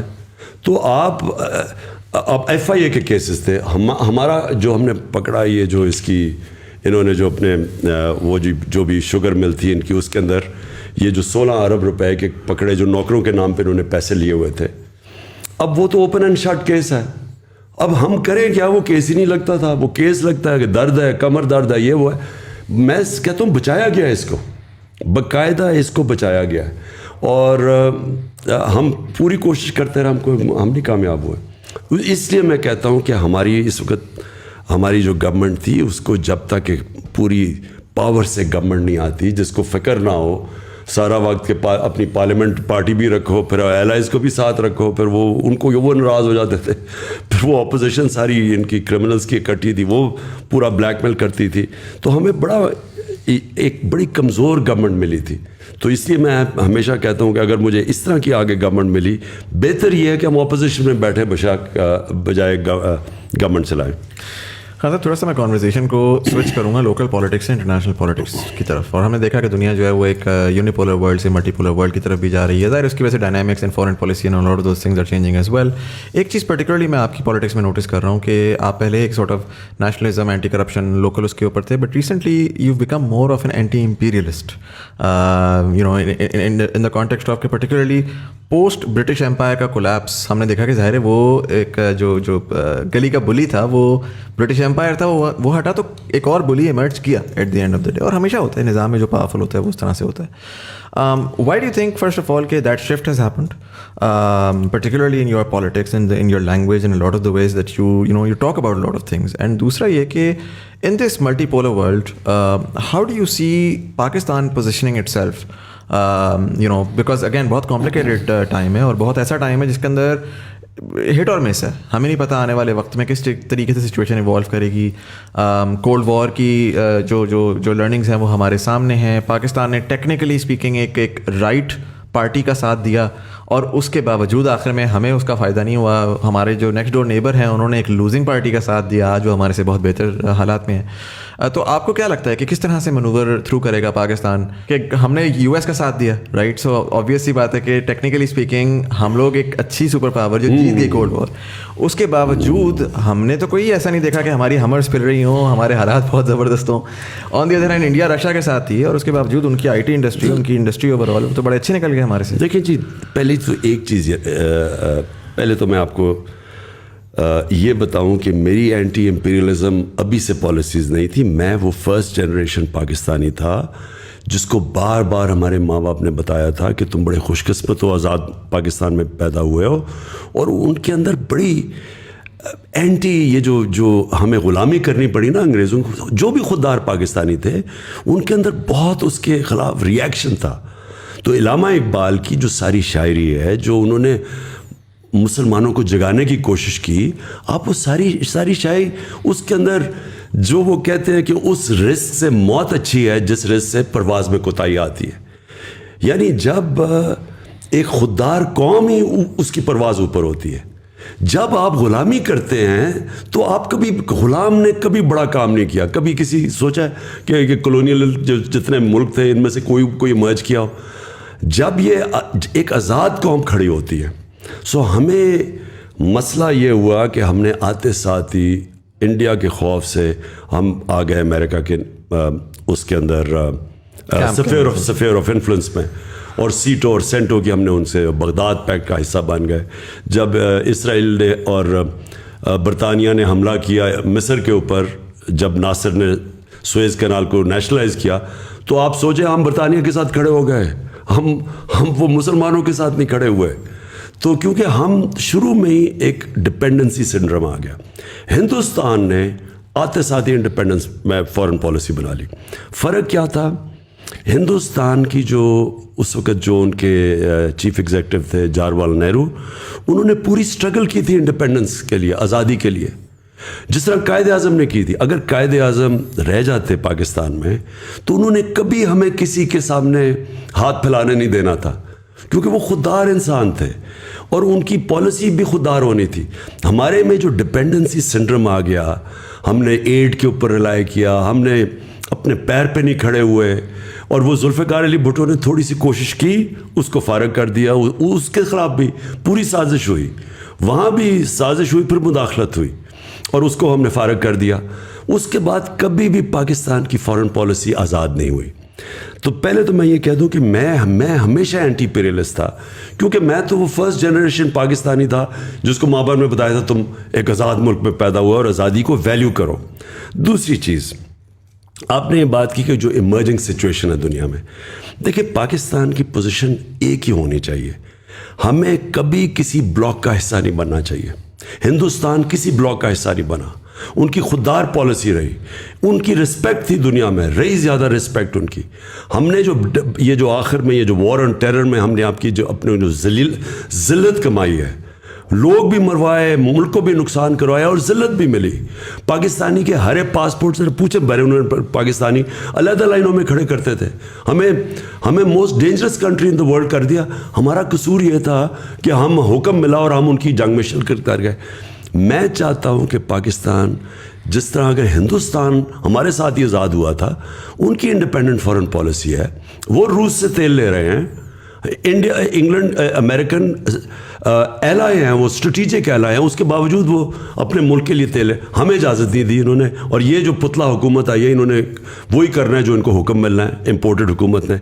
लिहाजा मेरी फॉरेन पॉलिसी बड़ी क्लियर थी. ہمیں سب سے اچھے تعلقات رکھنے چاہیے, اور یہ ہو جانا تھا. میں آپ کو بتاؤں, ایک امریکنوں کو تو عادت ہی نہیں تھی کہ پاکستان اپنی خوددار پالیسی ہوگا. انہوں نے تو جب انہوں نے حکم دیا روس کا دورہ کینسل کرو, تو ان کو تو آئیڈیا نہیں تھا کہ پاکستان کینسل نہیں کرے گا. انہوں نے جب بیسس کا انہوں نے جب پروب کر رہے تھے, انہوں نے کہا جو حکم کرے. سو ان کو بھی یہ جو نیو نارمل, اس کو انہوں نے ایڈجسٹ ہو جانا تھا. انہوں نے یہ پتلے آ گئے ہیں اوپر, اور یہ اب وہی کریں گے جو امریکہ کہے گا اپنے انٹرسٹ کے خلاف.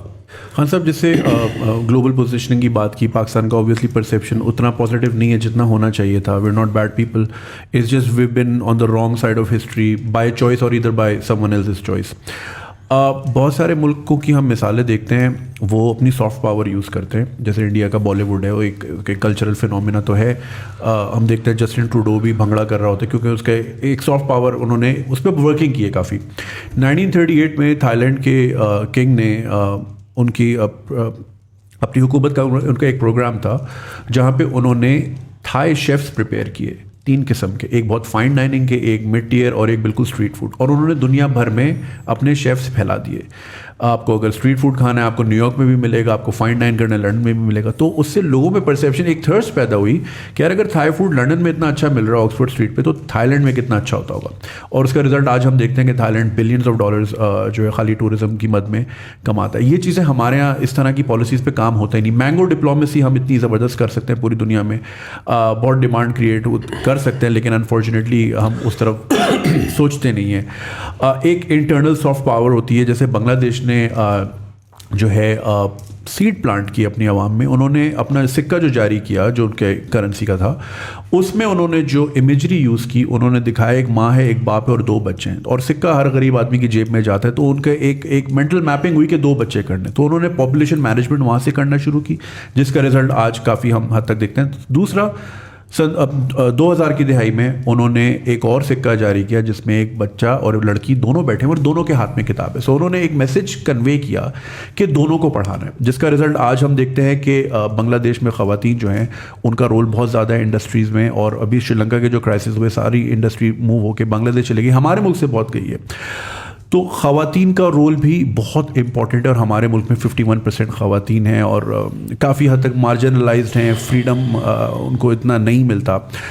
ہم ایک بہت بڑا ریسورس ضائع کر رہے ہیں اس طرح سے, چاہے وہ پالیسیز ہوں, چاہے وہ ہماری اپنی ذاتی سوچ ہو. تو ان چیزوں پہ ہم کیا کام کر سکتے ہیں جو کہ آنے والے 20-25 سالوں میں ہمیں اس کا فروٹ حاصل ہو؟ دیکھیں, پہلے تو یہ جو سافٹ پاور ہے نا, میں اس کا کوئی زیادہ فین نہیں ہوں. یہ سافٹ پاور کی ہم بار بار پہلی دفعہ ہم نے مشرف کے دور میں سنی تھی سافٹ پاور, اور وہ ہوتا یہ تھا کہ باہر سے جب ڈیلیگیشن آتے تھے تو ہم فیشن شوز ان کے سامنے کر دیتے تھے کہ جی یہ ہماری سافٹ پاور ہے. یا پھر وہ ایک دفعہ شوق عزیز گیا کہ جارڈن, تو مجھے کسی دوست کا ٹیلی فون آیا, کہتا پاکستان گیا ہوا ہے جارڈن اور اپنے ساتھ ٹروپ لے کے گیا ماڈلس کی جو کہ وہاں کیٹ واک پہ چڑھے ہوئے, یہ بتانے کے لیے کہ پاکستان سا. اور انلائٹنڈ ماڈریشن, یہ بھی ایک مذاق تھا جس کی کسی کو آج تک سمجھ نہیں ہے کہ وہ مطلب کیا اس کا. یہ ہوتی ہے جب آپ میں احساس کمتری ہو, تو آپ لوگوں کو خوش کرنے کے لیے بتاتے ہیں کہ جی ہم بھی آپ ہی کی طرح ہیں. یعنی اگر آپ فیشن شوز کر سکتے ہیں تو ہم بھی کر سکتے ہیں. اس سے کبھی کسی ملک کو عزت نہیں ملی. ہندوستان کو, آپ نے پہلے نام لیا, ہندوستان کو عزت اس لیے ملی کہ انہوں نے اپنی عزت کروائی. کبھی مجال ہے ہندوستان میں کھڑے ہو کے یورپین یونین کے امبیسڈرز ہندوستان کو کہیں گے جی آپ یوکرین کے اوپر کنڈیم کریں رشیا کو؟ کسی کی ضرورت ہے کرنے کی؟ کیونکہ ان کو ریئیکشن آئے گا ہندوستان سے. ان کے پولیٹیشینز, ان کے لوگ الائنڈ ہیں, وہ اپنی جو ساورنٹی ہے اس کے ساتھ کھڑے ہو جاتے ہیں. ہم نے یہ اپنے یہ آخری 30 سالوں میں خاص طور پہ رمزی وہ جو ایمل کانسی کا, اس کو ہم نے امریکنوں کو پکڑا دیا. اس کے وکیل نے, جب جج نے پوچھا کہ یہ تو کوئی قانون کارروائی کے بغیر آپ نے پکڑ کے اس کو لے آئے, کڈنیپ کر کے لے کے آئے ہیں, اس کے وکیل نے جج کو کہا کہ کڈنیپ کر کے لے کے آئے ہیں. تو جج نے پوچھا اس سے, پھر اس نے دونوں وکیلوں سے, اس نے کہا کیوں نہیں انہوں نے کارروائی کی؟ تو اس وکیل نے وہاں کہا ایمل کانسی کہ پاکستانی اپنی ماں بھی بیچ دے پیسے کے پیچھے, ڈالرز کے پیچھے. سو جب آپ اپنی عزت نہیں کرواتے, یہ نہ ایکسپیکٹ کریں دنیا عزت کرے گی.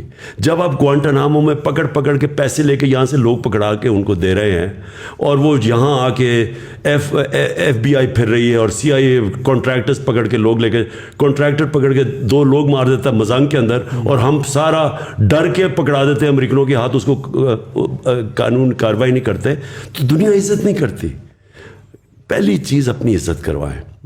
آپ نے دنیا سے عزت کروانی ہے, پہلے اپنی عزت خود کریں, اور وہ تو شروع ہوتی ہے ایک انڈیپینڈنٹ خوددار فارن پالیسی سے, اور قوم تب کھڑی ہوتی ہے. دیکھیں آپ نے, اگر ہم کب سے بھیک مانگتے پھر رہے ہیں, کب سے قرضے لیتے پھر رہے ہیں, کب سے ایڈ پہ ڈلائی کر رہے ہیں. جب وہ سعودی عربیہ ہمارا جو جاتا ہے پرائم منسٹر, ساری قوم انتظار جی کیا پیسہ لے کے آئے گا.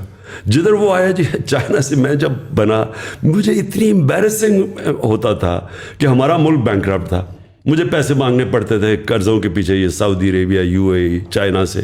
میں آپ کو یقین دلاؤں کہ 3.5 سال میں جو مجھے سب سے زیادہ شرم آئی وہ تب آئی جب مجھے ان سے پیسے مانگنے پڑتے تھے. کیوں نہیں ہم نے کبھی فیصلہ کیا کہ ہم اپنے, اور میں آپ کو یقین دلاتا ہوں جس وقت ہم قوم بن گئے, یہاں اتنا پیسہ ہے, نہ یہاں پیسے کی کمی ہے, اس ملک کے اندر ریسورسز کی کمی نہیں. ابھی آپ نے ٹورزم کی بات کی, میں آپ کو گارنٹی کرتا ہوں کہ جو پاکستان میں ٹورزم پوٹینشیل ہے شاید ہی دنیا میں کسی ملک میں. ہمارے پاس ریلیجس ٹورزم, ہمارے پاس دنیا میں unique mountain tourism, skiing Pakistan میں یونیک ہے. ہمارے یہ جو کوسٹل بیلٹ ہے ساری, ایسی وہاں کوسٹل بیلٹ کے اوپر بیچز ہیں جو میں نے کہیں دنیا میں بھی نہیں دیکھی. ایمرلڈ پانی ہے وہاں, لیکن کبھی کسی نے سوچا ہی نہیں. یہ انٹیپڈ ہے ہمارا ملک. کیوں وجہ ہے, جب آپ دوسرے سے بھیک مانگنے کے اور قرضے لے کے گزارے کریں, اور آپ ساروں کے گھر ہوں, چھٹیاں آپ کی لنڈن میں ہوں, آپ کے بڑے بڑے محلات وہاں ہوں, بزنسز وہاں ہوں, آپ کو کیا پتا کہ پاکستان میں کیا ہے. میرا بلیف یہ ہے کہ یہ جو سافٹ پاور تب آئے گی, ہم پہلے اپنی عزت کریں, اپنے کلچر کو پروموٹ کریں. نصرت فتح علی خان ہمارا سافٹ پاور اس لیے تھی کیونکہ وہ اس میں پاکستانیت تھی, وہ ایک اپنا کلچر کا ہم پروجیکٹ کر رہے تھے. ہم کرتے کیا ہے کہ یا فیشن شوز کرو, نہ تیتے رہتے ہیں نہ بٹے رہتے ہیں, اور اس سے رسپیکٹ نہیں ملتی. سب coming back to the local politics, ایک سوال سوشل میڈیا پہ بہت زیادہ پچھلے 2-3 سالوں میں چلتا رہا ہے کہ خان صاحب کا بزدار صاحب کے ساتھ کیا خاص محبت کا رشتہ ہے, کہ بہت دفعہ ہوا کہ وہ جا رہے ہیں آ رہے ہیں, بہت سے لوکل پارٹیز چاہتی تھیں کہ وہ چلے جائیں, اس سے پہلے بہت سے لوگ ان کو جانتے بھی نہیں تھے. So what was your relationship? دیکھیں ہمارا اصل میں ہوا کیا, ہم ایکسپیکٹ کر رہے تھے شاہ محمود قریشی, انہوں نے 2 سیٹوں پہ الیکشن لڑے تھے, تو ہم ایکسپیکٹ کر رہے تھے کہ شاہ محمود جیتیں گے الیکشن اور وہ پھر بنیں گے پنجاب کے چیف منسٹر. وہ الیکشن ہار گئے. جب وہ الیکشن ہار گئے تو ہمارے پاس اس وقت چوائس یہ تھی کہ ہم علیم خان کو بناتے تھے. علیم خان کے اوپر کرپشن کیس ہو گیا نیب میں, تو ہم نے عثمان کو, میں نے اس لیے چوز کیا, ایک کہ اس کی ٹوٹل لائلٹی تھی. جب میں نے عثمان کو کہنا تھا کہ اگر ہم کسی اور کو ریپلیس کرنا چاہتے تو وہ تیار تھے, ان کا کوئی پرابلم نہیں تھا. اور جب میں نے انہیں کہا تو انہوں نے آرام سے اپنا استعفیٰ دے دیا, یعنی کہ ان کو کوئی پرابلم نہیں ہوا. دوسری وجہ جس کو میں نے اور کسی کو نہیں چوز کیا, عثمان کو, عثمان سب سے غریب جو علاقہ ہے پنجاب کا, ڈی جی خان کے ٹرائبل ایریا سے تھے. نہ وہاں پانی ہے, نہ وہاں بجلی ہے, نہ وہاں ہاسپٹلز ہیں. ان کی مجھے جو سب سے چیز یہ تھی کہ ان کو پتہ تھا کہ عام آدمی مشکلوں میں گزارا کیسے کرتا ہے.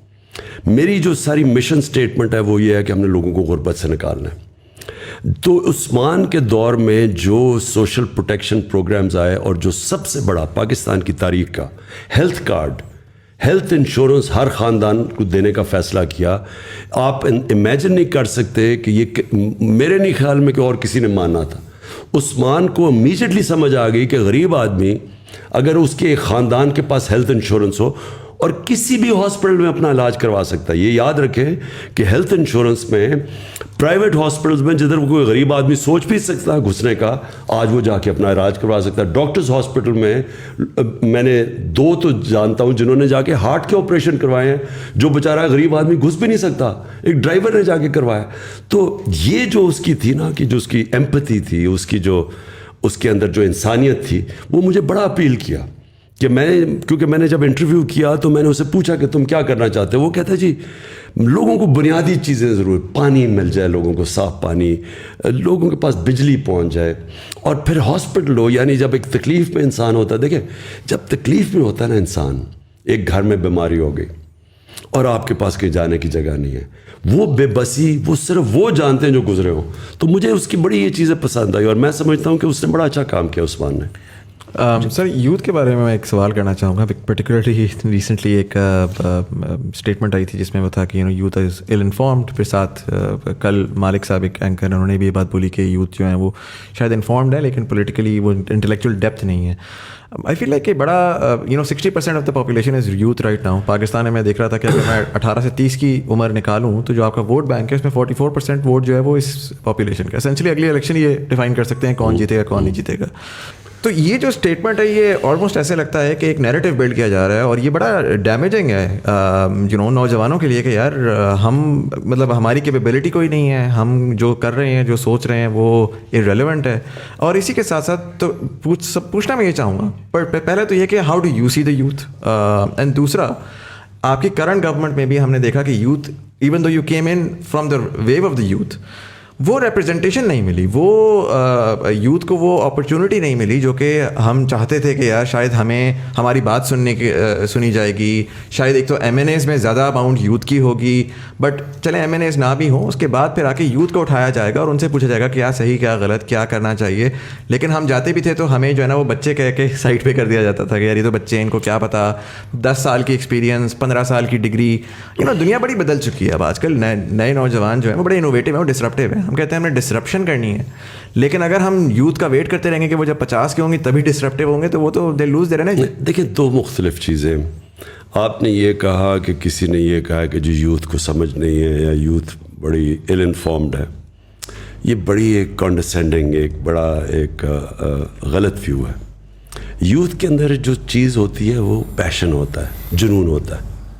جیسے جیسے آپ کی عمر ہوتی جاتی ہے تو آپ زیادہ ریئلزم پہ آ جاتے ہیں کہ جی یہ تو زمینی حقائق پہ آ جاتے ہیں, اور آپ میں وہ جو جنون اور جو خواب دیکھنا وہ ختم ہونا شروع ہو جاتا ہے. زندگی میں جب مار کھا کے انسان اس طرف پہنچ جاتا ہے. میں ہمیشہ سمجھتا ہوں کہ اصل میں انسان بوڑھا تب ہوتا ہے جب اس میں جنون ختم ہو جاتا ہے, جب اس کو خواب دیکھنا ختم ہو جاتا ہے. لیکن یوتھ کی یہ پاور ہوتی ہے کہ وہ بلیک اینڈ وائٹ میں دیکھتا ہے, اچھے برے میں دیکھتا ہے. اور یوتھ عموماً ریولوشنز جو آئی ہیں وہ ہمیشہ یوتھ لیڈ ہوتی ہیں. کبھی میری طرح کے بوڑھے ریولوشن نہیں لیڈ کرتے, یوتھ آتی ہے سامنے, اور یوتھ ان کے اور فور فرنٹ پہ ہوتی ہے ریولوشن کے, کیونکہ وہ ان میں پیشن, وہ ایک یوٹوپیا دیکھ رہے ہوتے ہیں, خواب دیکھ رہے ہوتے ہیں. یہ انفارم نہیں ہوتے ہیں, یہ آئیڈیلزم ہوتی ہے, اور یہ بہت ضروری ہوتی ہے ملک میں چینج لانے کی. اگر آپ نے یہ پرانے سسٹم جو کہ پٹا ہوا سسٹم جس نے ملک کو یہاں مقروض کر کے, اور یہ جو کہتا ہے نا لائف سپورٹ مشین پہ رکھا ہوا ہے, اور یہ کہتا ہے بیگرز آر ناٹ چوزرز, تو یہ کس نے کیا تھا؟ یہی لوگ ہیں 30 سال سے جو باریاں لے رہے ہیں, انہوں نے تو یہاں تک پہنچایا ہے. تو ان کو جب ہٹائے گا تو وہ ایک یوتھ کا جنون ہٹائے گا, جو میرا ایمان ہے کہ یہ بالکل وائپ آؤٹ ہو جائیں گے اس آنے والی الیکشن میں. یہ جو پرانے لوگ ہیں اور ان کو یوتھ ان کو ہٹائے گا. اور یہ ہمیں اللہ کا شکر ادا کرنا چاہیے کہ ہمارا ایک ینگ پاپولیشن ہے جس میں یہ ایک جنون ہے اور چینج کا. جہاں تک آپ بات کریں کیا آپ کو منسٹر بنا دینے چاہیے یوتھ کے, کیونکہ وہ ایک آپ کی یوتھ کی پارٹی ہے, آپ کو منسٹر وہ آدمی بنانا چاہیے جس کی سب سے زیادہ کیپبلٹی ہو وہ منسٹری چلانے کے لیے, کیونکہ ایونچولی آپ نے گورننس دینی ہے. گورننس تب دیں گے جب کیپبل لوگ آپ کے اوپر بیٹھے ہوئے ہوں. وہ اگر یوتھ ہے, اب مراد سعید ہے, اس کو ہم نے 2 منسٹریاں دی ہوئی تھیں اور اس نے بڑا زبردست کام کیا, لیکن اگر ہمیں اور کوئی مل جاتا تو اس کو بھی ہم اوپر لے آتے. تو وہ ڈپینڈ وہ منسٹر آپ کا میرٹ پہ آنا چاہیے, چاہے وہ ینگ ہو چاہے اولڈ ہو. اب یوتھ کی بات کی, ابھی آپ کے انٹرویو کے بعد میں کراچی میں ایک 15 سال کے بچے سے میرا انٹرویو ہے جس نے بلاک چین اور NFT نان فنجیبل ٹوکنس کی ٹیکنالوجی کی مد میں 1 کروڑ روپے کمایا ہے, مگر وہ 15 سال کا بچہ بینک اکاؤنٹ نہیں کھول سکتا ہے اس ملک میں. تو پوائنٹ از یہاں پہ 15 سال کے بچوں کا یہ پوٹینشیل ہے, مگر ان کی قسمت کا پین جس کے ہاتھ میں, وہ صاحب جو ہے ٹائپ رائٹر پہ ٹرین ہوئے تھے, which is fine, not being ageist, this is how the world works. مگر میرا جو ابھی تک کا تھیسس ہے وہ یہ ہے کہ جو ایک تھاٹ بیٹھی ہوئی نا ٹیبل کے اس پار, وہ اپنی ایگو میں پھنس گئی ہے کہ یہ 15 سال کا بچہ ہمیں کیا بتائے گا. اور یہ ایٹیٹیوڈ جو ہے نا یوتھ کو ڈرائیو کر رہا ہے. انہوں نے دبا کے ڈاؤن لوڈ کیے ہوئے فارم کینیڈا کے امیگریشن کے, اور وہ آپ سے اگلا سوال بھی میرا یہ تھا کہ بچے پوچھ رہے ہیں بھر لیں یا رک جائیں ابھی تھوڑا سا. تو اس کو پھر ہم کیسے ٹیکل کریں, یہ برین ڈرین جو اتنا ہونے جا رہا ہے. اور آپ ماشاء اللہ آپ نے اتنا ٹریول کیا, آپ نے دنیا بھر فنڈ ریزنگ کی ہے. میری آپ کے مقابلے میں بہت لمیٹڈ ٹریولنگ ہے, لیکن میں جتنے پاکستانیوں سے ملا ہوں they are doing phenomenal work. ایک بچہ, میری ایک ویڈیو میں نے کوئی بنائی تھی کہ کچھ جرمنی میں کچھ اسٹوڈنٹس ملے تھے, انہوں نے سمجھایا تھا کس طرح آپ ویزا لے کے آ سکتے ہو. کوئٹہ کے آؤٹسکرٹس میں ایک بندے نے, وہ کوئٹہ ماموں کے گھر آیا, نیٹ سے وہ ویڈیو دیکھی, 2 سال بعد وہ وہاں پہنچا. اب وہ روجر فیڈرر کا وہ جو ہے اس کا اسپورٹس فزیشین ہے, اسپورٹس فزیشین, اس کی رینج آف موشن چیک کر رہا ہے. فٹ بالر بائرن میونخ کے جو فٹ بالر ہیں وہ اس کے اس میں آ رہے ہیں. مطلب کیا اس کے مطلب کیا وہ کہہ رہے ہیں میرے پاس یہاں پہ کچھ بھی نہیں تھا. He wants to come back and give back to the country, لیکن وہ کہاں جائے. تو اس طرح کا ہم بہترین جو ٹیلنٹ ہے وہ تیزی سے جا رہا ہے, اور فگرز آپ کے سامنے بھی ہوں گے کتنے اوورسیز پاکستانی بڑھتے جا رہے ہیں. مجھے تو لگتا ہے کہ ہماری پالیسی ہے کہ سب کو اوورسیز بھیج دو تاکہ پھر ریمیٹنس ہے اور ہمارا ملک چلے. دیکھیں 2 چیزیں, ایک کہ اوورسیز پاکستانیز کے اندر ہمارا سب سے اچھا ٹیلنٹ چلا گیا ہے, کوئی شک نہیں, کیونکہ میں سب سے زیادہ میرا اوورسیز پاکستانی سے انٹریکشن ہے, اور اس میں کوئی شک نہیں کہ کیونکہ ہمارا جو سسٹم ہے وہ اینٹی میرٹوکریسی ہے, روکتی ہے میرٹ کو, اور اکراس دا بورڈ. میں آپ کو میں تو اسپورٹس کی بھی بات کر رہا ہوں کہ اسپورٹس کے اندر جو سارا سیٹ اپ بنا ہوا ہے وہ ہے ہی میرٹ کے اگینسٹ. اس کے اندر یعنی ڈسپائٹ دا سسٹم تو شاید کوئی اوپر آ جائے, وہ سسٹم اوپر نہیں لے کے آتا. اور وہ ہر فیلڈ میں ہے. میں نے جو گورنمنٹ کے اندر بھی دیکھی, ہماری بیوروکریسی کے اندر جو سسٹمز بن چکے ہیں وہ اندر آنے نہیں دیتے لوگوں کو. ہم نے کوشش کی 2-3 دفعہ باہر سے پاکستانیوں کو ہم نے بڑے وہ انتھوزیاسٹک آئے, لیکن وہ سسٹم ان کو فنکشن نہیں کرنے دے رہا تھا. میں نے دیکھا کہ وہ ہر جگہ ان کو ڈسٹرپٹ کرتا تھا. سو جو جنگ ہے نا جی, میں آپ پھر سے واپس آتا ہوں, وہ ہے رول آف لا کی. رول آف لا جو ہے نا وہ کرٹیکل ہے ایک معاشرے کی سکسیس میں. رول آف لا کا دوسرا حصہ میرٹ ہے. ایک رول آف لا کا حصہ ہے کہ سب قانون کے نیچے آ جائیں, دوسرا اس کا ہے میرٹوکریسی. جب رول آف لا ہوتا ہے تو میرٹ آ جاتی ہے. اور جدھر آپ نے اوورسیز پاکستانیز کی بات کی, بالکل کوئی شک نہیں کہ وہ یہاں کیونکہ سسٹم ان کو روکتا ہے وہ باہر چلے جاتے ہیں, اور باہر کیونکہ ان میں پیشن ہوتا ہے, ان کے اندر صلاحیت ہوتی ہے, وہ جب سسٹم لیول پلینگ فیلڈ دیتا ہے وہ اوپر آ جاتے ہیں, اور آؤٹ اسٹینڈنگ پاکستانی باہر بیٹھے. لیکن ایک چیز یاد رکھیں, جتنا بھی کامیاب ہو جائے باہر پاکستانی, آخر میں وہ وہاں کا کبھی بھی اس کو وہ عزت یا اس کا مقام نہیں ہو سکتا جو اپنے ملک میں ہوتا ہے. میں 20-30 سال باہر اپنی زندگی کرکٹ بھی کھیلتا تھا, جانتا تھا, لیکن میں نے کبھی یہ نہیں فیل کیا, حالانکہ مجھے انہوں نے بڑا اس سوسائٹی کا حصہ بھی تھا میں, اور بڑا ویلکم بھی کیا, اور بڑے کم برٹش سوسائٹی کے اندر لوگوں کو اس طرح ایکسیپٹ کرتے ہیں, لیکن میں نے کبھی اس کو اپنا گھر نہیں سمجھا, کیونکہ میں پاکستانی تھا. جو مرضی میں کر لوں, میں انگریز تو بن نہیں سکتا. آپ اگر گدھے کے اوپر لکیریں ڈال دیں تو وہ زیبرا نہیں بن جاتا, وہ گدھا ہی رہتا ہے. تو اس لیے جو جتنے بھی ہمارے باہر پاکستانی ہیں ان کی خواہش یہ ہے کہ ایک ہمارا ملک ایسا بنے جدھر میرٹوکریسی رول آف لا آ جائے, جس کے لیے اسٹرگل کرنی. اوور نائٹ نہیں ہو سکتا. یہ کوئی بھی معاشرہ ایک بٹن دبا کے چینج نہیں ہوتا. ایک معاشرہ اسٹرگل کرتا ہے اپنے آپ کو چینج کرنے کے لیے, کیونکہ اسٹیٹس کو بیٹھا ہوتا ہے, مافیاز بیٹھے ہوتے ہیں جو روکتے ہیں, جو ایک کرپٹ سسٹم سے فائدہ اٹھا رہے ہیں. تو ایک معاشرہ اسٹرگل کرتا ہے, جدوجہد کرتا ہے, جہاد کرتا ہے. لیکن جب پاکستان جیسے جیسے یہ چینج آئے گا, بہت بڑا ٹیلنٹ پاکستانی واپس آئے گا. Right, we're at the 1 hour 30 minute mark almost, or we're going to wrap this up as well. میں چاہوں گا کہ طرح جو ہے وہ last question پوچھ لیں. پچھلے 3 سال کا کوئی ریگریٹ ہے آپ کا؟ دیکھیے, ایک تو زندگی میں کوئی شارٹ کٹ نہیں ہے. اگر آپ پہلی دفعہ آپ کی پارٹی گورنمنٹ میں آئی ہے اور آپ نے چینجز کرنے ہیں اور آپ نے ریفارمز کرنا ہے, اور وہ آپ کے پاس اتنی کمزور گورنمنٹ ہے جو کہ کولیشن میں تھوڑی سی آپ کی میجورٹی ہے, وہ اس میں ریفارمز کرنا بڑا مشکل تھا. تو میں نے پہلے تو ریگریٹ یہ ہے کہ مجھے امیجیٹلی الیکشنز پہ چلے جانا چاہیے تھا, اور مجھے اگر کلیئر میجورٹی نہ ملتی تو میں اپوزیشن میں بیٹھتا.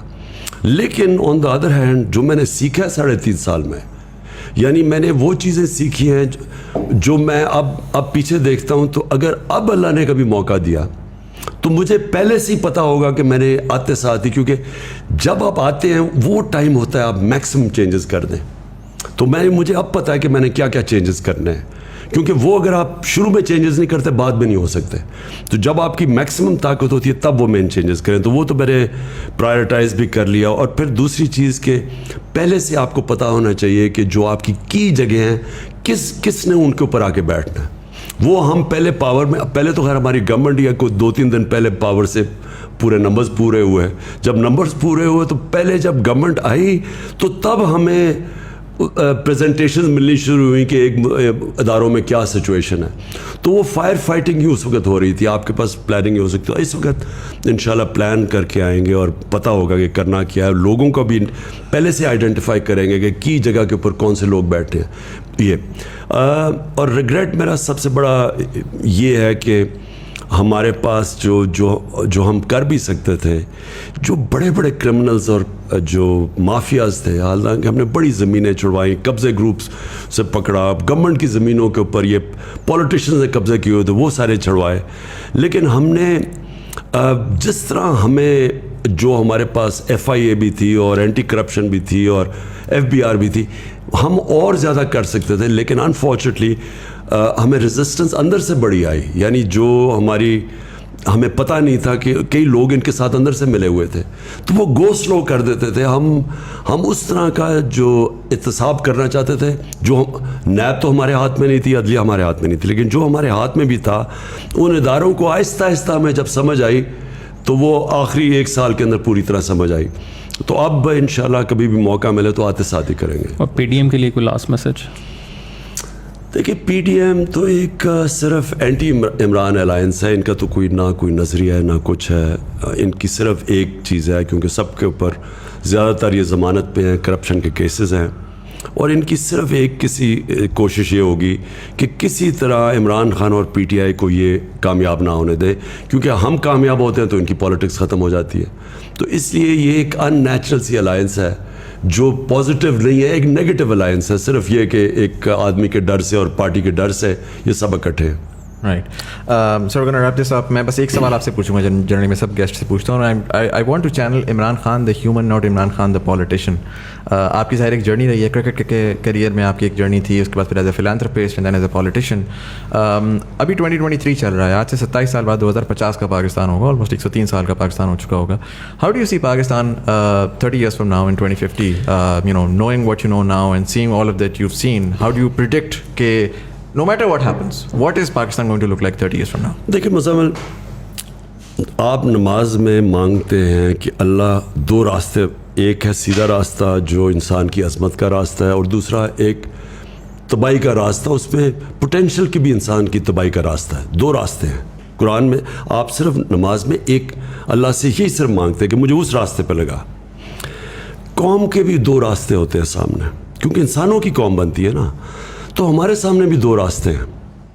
یا ہم اب یہ جو سارا جو سازش ہوئی ہے اور یہ جو ساری ہمیں ایک غلام باہر کی مداخلت سے امپوز کی گئی ہے چوروں کی حکومت, تو یا تو یہ چلے گی اور اس کے بعد ایک تباہی کا راستہ ہے, اور یا اس کو فائٹ کرے گی قوم اور پھر وہ راستہ اختیار کرے گی جو کہ آزادی کا راستہ اور مشکل راستہ ہے.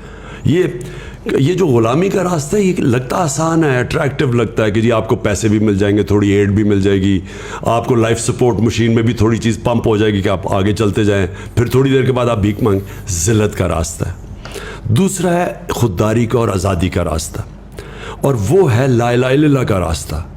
جو لا الہ الا اللہ ہے نا جی, یہ پورا ایک فلسفہ ہے, یہ آئیڈیالوجی ہے کہ سوائے اللہ کے کسی کے سامنے نہیں جھکنا. ایک غیرت کا راستہ ہے, خودداری کا راستہ ہے, اور انسان کی عظمت کا راستہ ہے. کیونکہ پھر انسان جب اپنے پیر پہ کھڑا ہوتا ہے اور اللہ پہ رلائے کرتا ہے, ہمیشہ وہ قوم اوپر جاتی ہے. جو مدینہ کی ریاست تھی, وہ کیوں اللہ ہمیں کہتا ہے کہ نبی صلی اللہ علیہ وسلم کی سنت پہ چلو, اور وہ ان کی سنت تھی, کیونکہ اس کے اوپر دنیا کا ایک عظیم سویلائزیشن کھڑا ہوا تھا. وہ کیا کیسے 2 سپر پاورز تھی, تو کیا ان کو کبھی کہا کہ ہمارے نبی صلی اللہ علیہ وسلم نے کہ کسی سے ایڈ لے کے جاؤ کہ جی پیسے مانگو, بلکہ انہوں نے ان کو اناؤنس کیا کہ میں اللہ کا پیغام لے کے آیا ہوں, اگر فالو کرو گے تو آپ کی بہتری کے لیے. 10-12 سال کے اندر وہ دونوں گھٹنے ٹیک گئے ان کے سامنے. یہ تاریخ کا حصہ ہے. تو وہ پرنسپلز انہوں نے سیٹ کیے تھے, جس کا مین پرنسپل لا الہ الا اللہ ہے, کہ انسان اللہ کے سامنے کسی کے سامنے اس کے علاوہ نہیں جھکتا. یہ جو اس وقت ہمارے پاس فیز ہے, ہمارے پاس بھی اب 2 راستے ہیں. ایک ہے غلامی کا اور ذلت کا راستہ, ایک ہے آزادی کا راستہ اور جدوجہد کا راستہ ہے. مشکل راستہ ہے, لیکن وہ اس ملک کی عظمت کا راستہ ہے. تو آپ نے جب میرے سے پوچھا نا پاکستان کدھر جائے گا, ہمارے اوپر چوائسز چھوڑ دیتا ہے اللہ. ہر وقت ہمارے پاس کیوں 5 وقت نماز پڑھتے ہیں, ہر روز ہمیں چوائس کرنی پڑتی ہے 2 راستوں کے بیچ میں. کوئی تیسرا راستہ نہیں ہے, نیوٹرل کوئی راستہ نہیں ہے, یا یہ راستہ ہے یا وہ راستہ ہے.